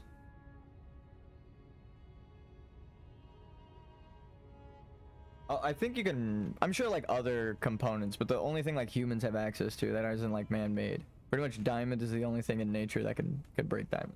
Except for like a fucking quasar going off and disintegrating the planet and turning the natural elements back into the raw fucking chemicals through nuclear fission and fusion in the core, which is where all of your matter is made up, from the hearts of dead stars long ago. Can diamonds only break diamonds? Now I want to fact check myself. While diamonds are incredibly hard and can scratch most other materials, they are not indestructible and can break or chip, particularly under strong impact or pressure. That they are not easily broken up by other materials, yes. But isn't it other diamonds that is the thing that breaks them though? It's just a harder diamond. But then after a while, it's like a different chemical composition. Because I was like, I'm sure that diamond unbreakable. It's not unbreakable because again, they chip each other, but then the one that chips the other is the new strongest diamond that they use. It's actually very fitting. I watched like a whole YouTube science video about how they make diamond cutters, and it's just out of other diamonds, which is crazy. But essentially that, it's like the crucible. Like this, the strongest is the one that's on top, and then it gets replaced by the next strongest fucking diamond. It's nuts. And then that diamond takes its place in breaking all of the other ones. So diamonds aren't unbreakable, but the way that they break each other, the only thing that could really break a diamond is another stronger fucking diamond. It's not much that we know that is man-made or otherwise that we even know of that can break a diamond. And it's more so like it said, it's not just, it's the way that it's crystalline structure. It's like the tightest compact of carbon because it's pressurized, you know.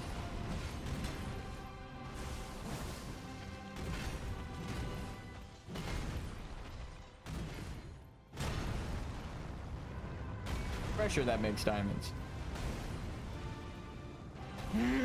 Only in the hottest fires are the strongest metals forged, and only under the hardest pressures are the brightest diamonds shaped.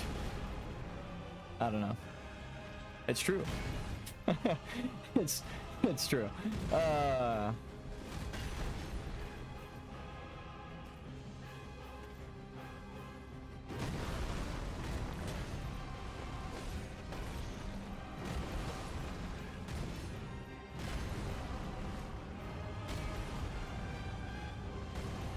Perfect.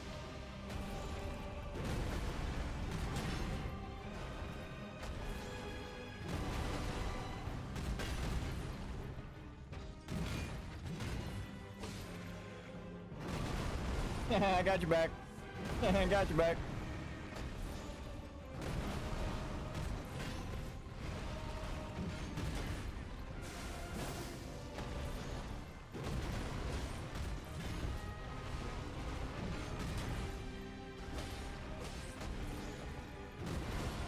There we go.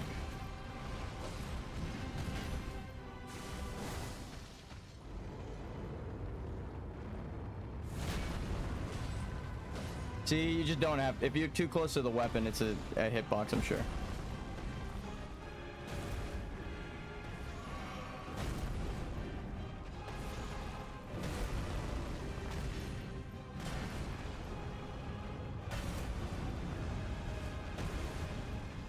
Just blow up the rest of the fucking stage, why don't you? God damn it, I rolled too early. I thought I was close enough that he would trigger the attack, but in my roll, I triggered it, so when it ended, I got hit. Fuck, dude, we got him halfway down. We just needed like one more hit, and then we would have gotten phase change.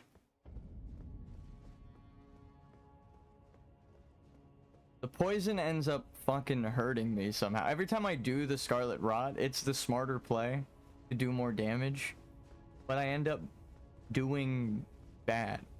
It shouldn't change anything. It's just a mental thing. And I don't know what my fucking problem is. I can't even analyze it. I'm fucking deranged. Alright. Throw your axe, buddy. Come on. Come on. Overhead? No?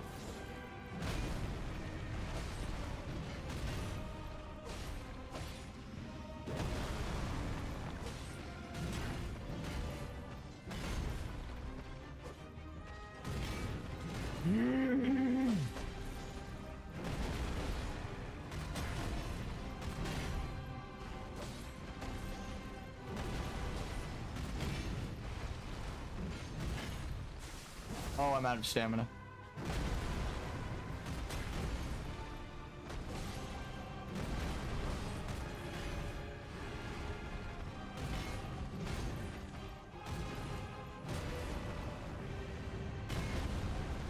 Oh. Oh, fuck. I thought he turned it a bit more the other way, and I realized I was like dead center. Either way, committing, I still wouldn't have gotten out on the... If I committed to the right, I was fucked. So I had to just dance it. I almost made it out. What I learned just there is that it's a wave from the center. So if I dodged into it, into the explosion in the middle, the second explosion outside wouldn't have got me. Fuck.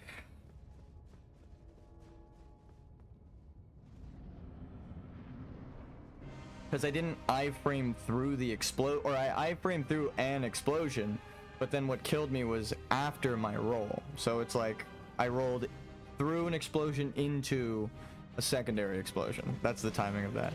Again, I wouldn't, if I'm not learning this game through a level 1 playthrough, I would not have even known what the fuck I'm talking about.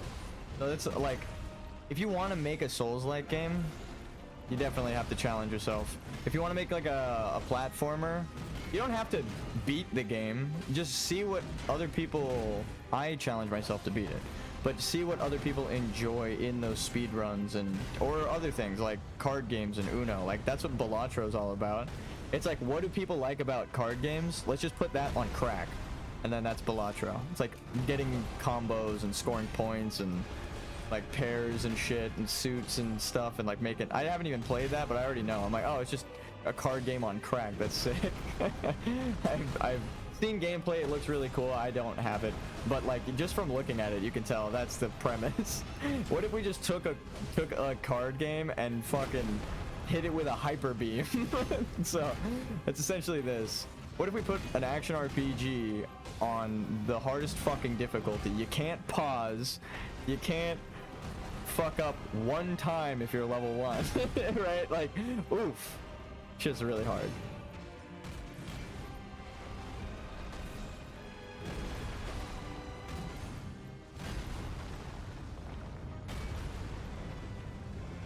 Like, I can think of a million ways to make it easier, but did they want to make an easy game? It's constantly what I ask myself. The answer is fuck no. The moral is prepare to die. They were trying to kill you. They don't care if it was super hard. Can it be done? Yes. Which is another point in the story of like, you can just keep... The thing that drives you should be your greater will. It's a beautiful... Because again, it touches on suicide in Demon Souls with the prince. So I know that that is on the mind, especially if like a lot of characters end up causing their own demise in this world, even if it's like magical and not as direct as it was in Demon Souls, where the prince just falls to his knees like, I give up, and dies. That's very sad. But again, that's how, because it was so obvious in the previous ones, I know it's a topic that they're trying to cover. But I like that. The real topic. So it's like, death is meaningful. Like, your life has meaning. And that's why death is meaningful. Oh. I was looking down. I was distracted by my health. My life had too much meaning just there. I fucking died. Should have been more focused on the boss. Then I could have survived to heal myself. Which is something I constantly have to relearn in these fights. It's like, oh, I don't care that I chipped you. You're gonna have to dodge everything. Then I give you a chance to heal. It's like, oh, okay. Okay. Calm down. Just let me. I miss the games where I could pause, like in Skyrim, go to my inventory, click on health potion, use 15 of them, and then unpause. I didn't like that. But goddamn. This game isn't for everyone, like I said. If you like that mechanic, oof. This one is not for you. You're gonna have to panicked run from dragons that don't just fly away and give you like an hour to heal. You're gonna have to run from them and dodge them in real time. I think that's the whole Miyazaki's point. Is like, dude, look, we could totally fight dragons. Like, he beta tested and then, oh, what the fuck? I'm laughing too hard. He beta tested and realized, I had a different realization about him, like how he probably designed these games. He was making an action RPG and was like, oh, like I can make them harder and harder because players keep accepting the challenges and going above and beyond. Then you get a boss like this where it's like, he doesn't even care if you beat the games.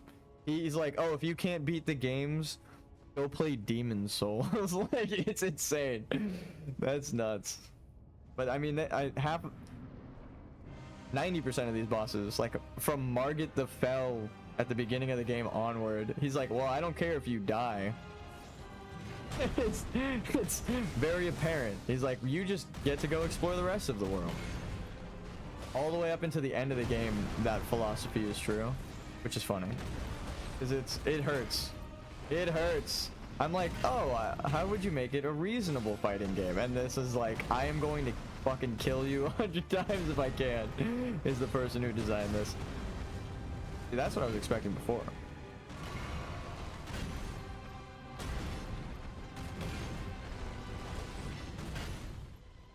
I guess I chipped myself too far with the blood attacks.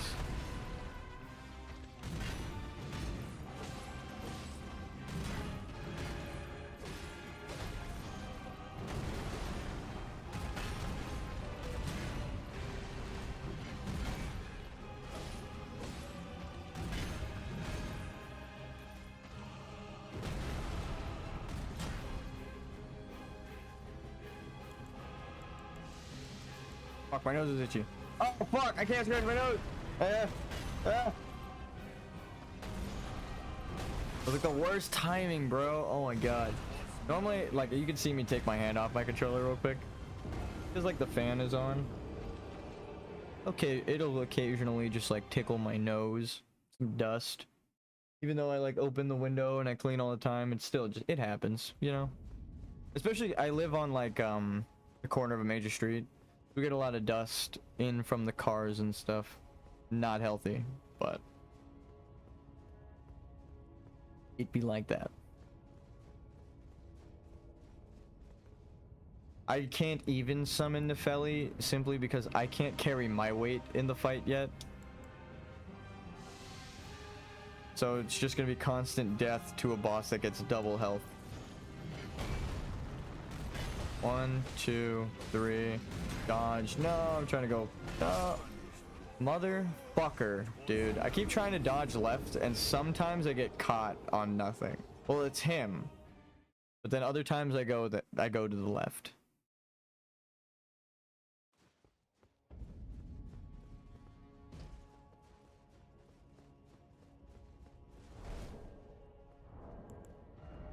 It might be the camera angle being slightly off. Like he oh my god. Well, now we gotta hurry. He moves a little bit, and then again, it changes my character. I have to go a little bit to the left. Alright, get over here. I have to beat the crap out of you before this goes away.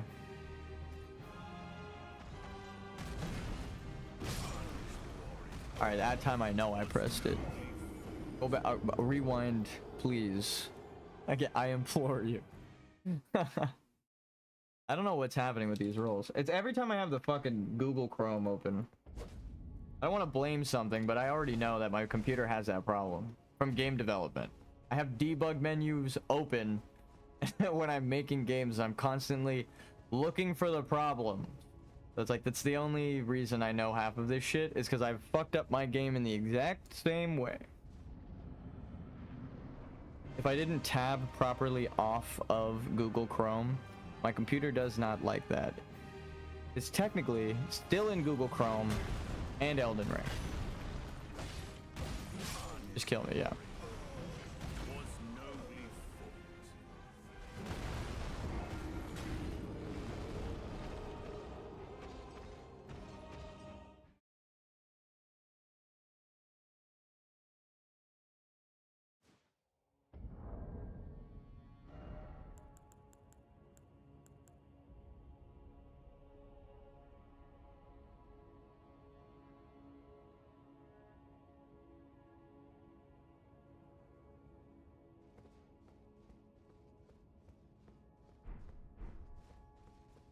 I'm gonna mute and lock in.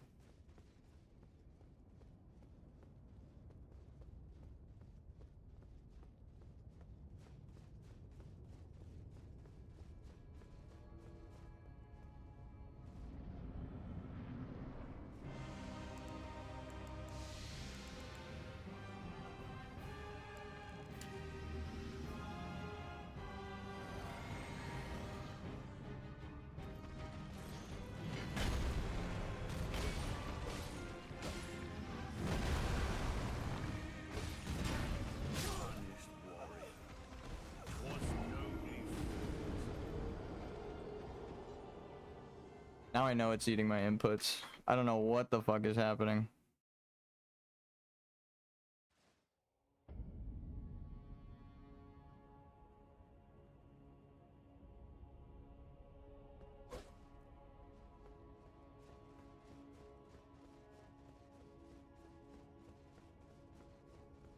Now when I like prepared, I clicked early. I made sure I wasn't in a window where it would eat my input. And I even had the thought of, well, if it eats my input now, I know. And then nothing happened and I got stomped on. I was like, well, fuck me, I guess. It's actually eating my input. The game didn't want me to fight him with all those buffs. It was like, you're already kicking his ass. You don't need these.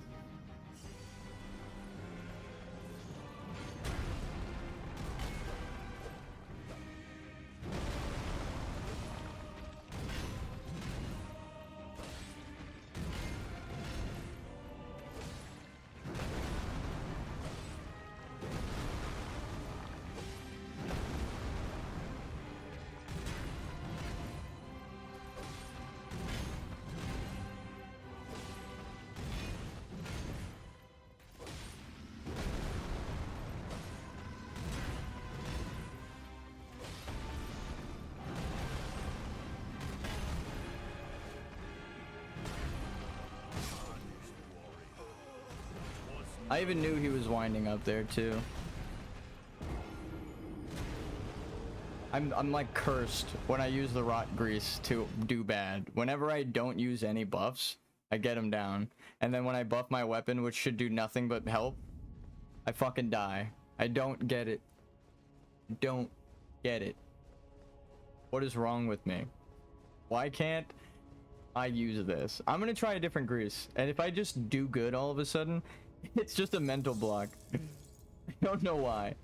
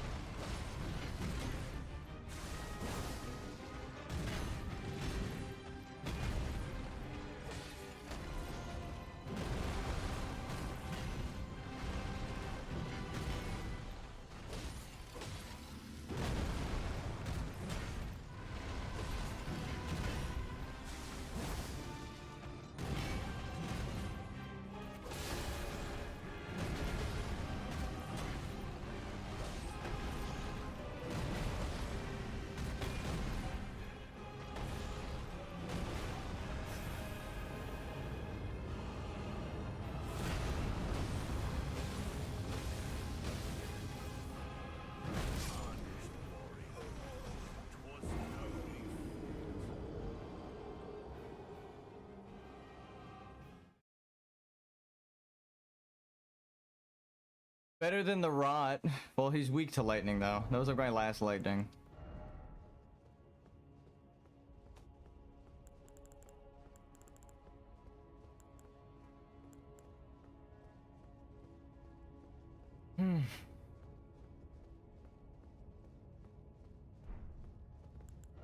Could I do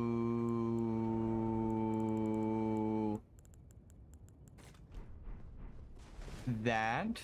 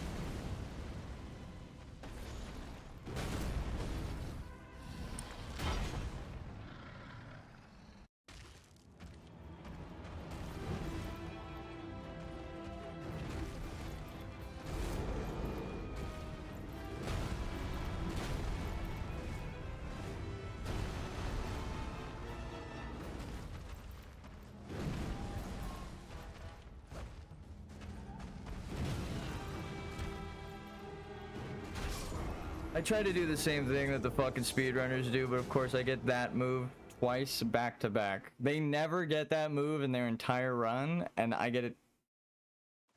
I mean, aside from the opener. Oh, that's so fucking stupid. Because I hate saying it's unlucky. But especially when I'm that close, there's not really anything I could do except just immediately turn around and run away. And then pray that I have the timing with my medium armor, because I'm not running as fast as I can. Fuck me. We did so good too. All of that for nothing.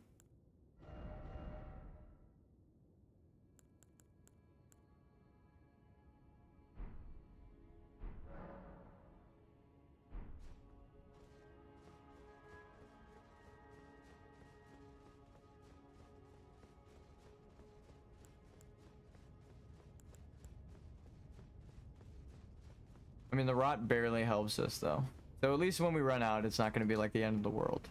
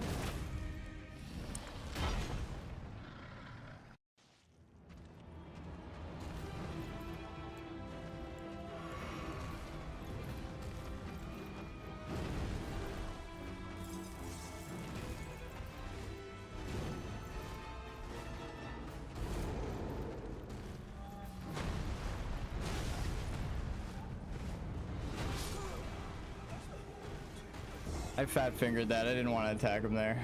I'll just at least acknowledge that. That was a 100% double mistake. Not only was that not the right timing, I didn't even mean to press that button. I just fucked up.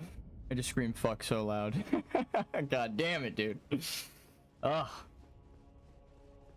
We're getting better at fighting the boss. It's still frustrating to just, it feels like people are like, oh, you bang your head, you get up against the wall, right? Like, oh, that's the one saying. And then there's another saying that's like, I am banging my head against the wall. It's like a combination of those. You get up to a wall and the only way through is to bang your fucking head against it. It's so painful. But that's how I explain Dark Souls.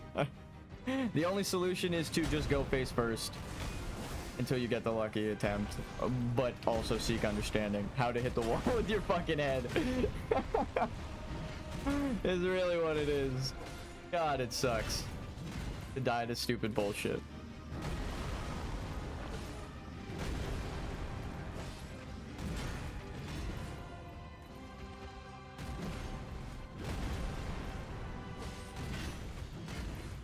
That one's on me though.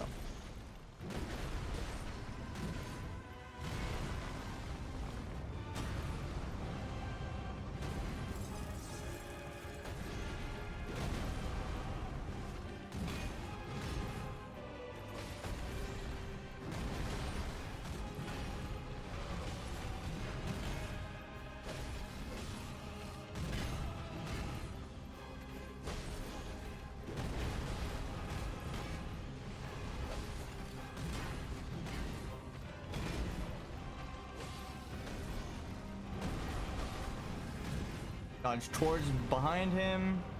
Dodge backwards after he turns a bit. Forward shielding.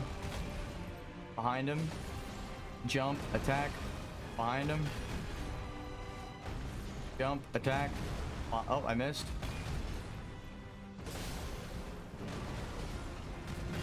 Watching stamina. Don't want to be caught lacking the stamina. Bottom of the weapon.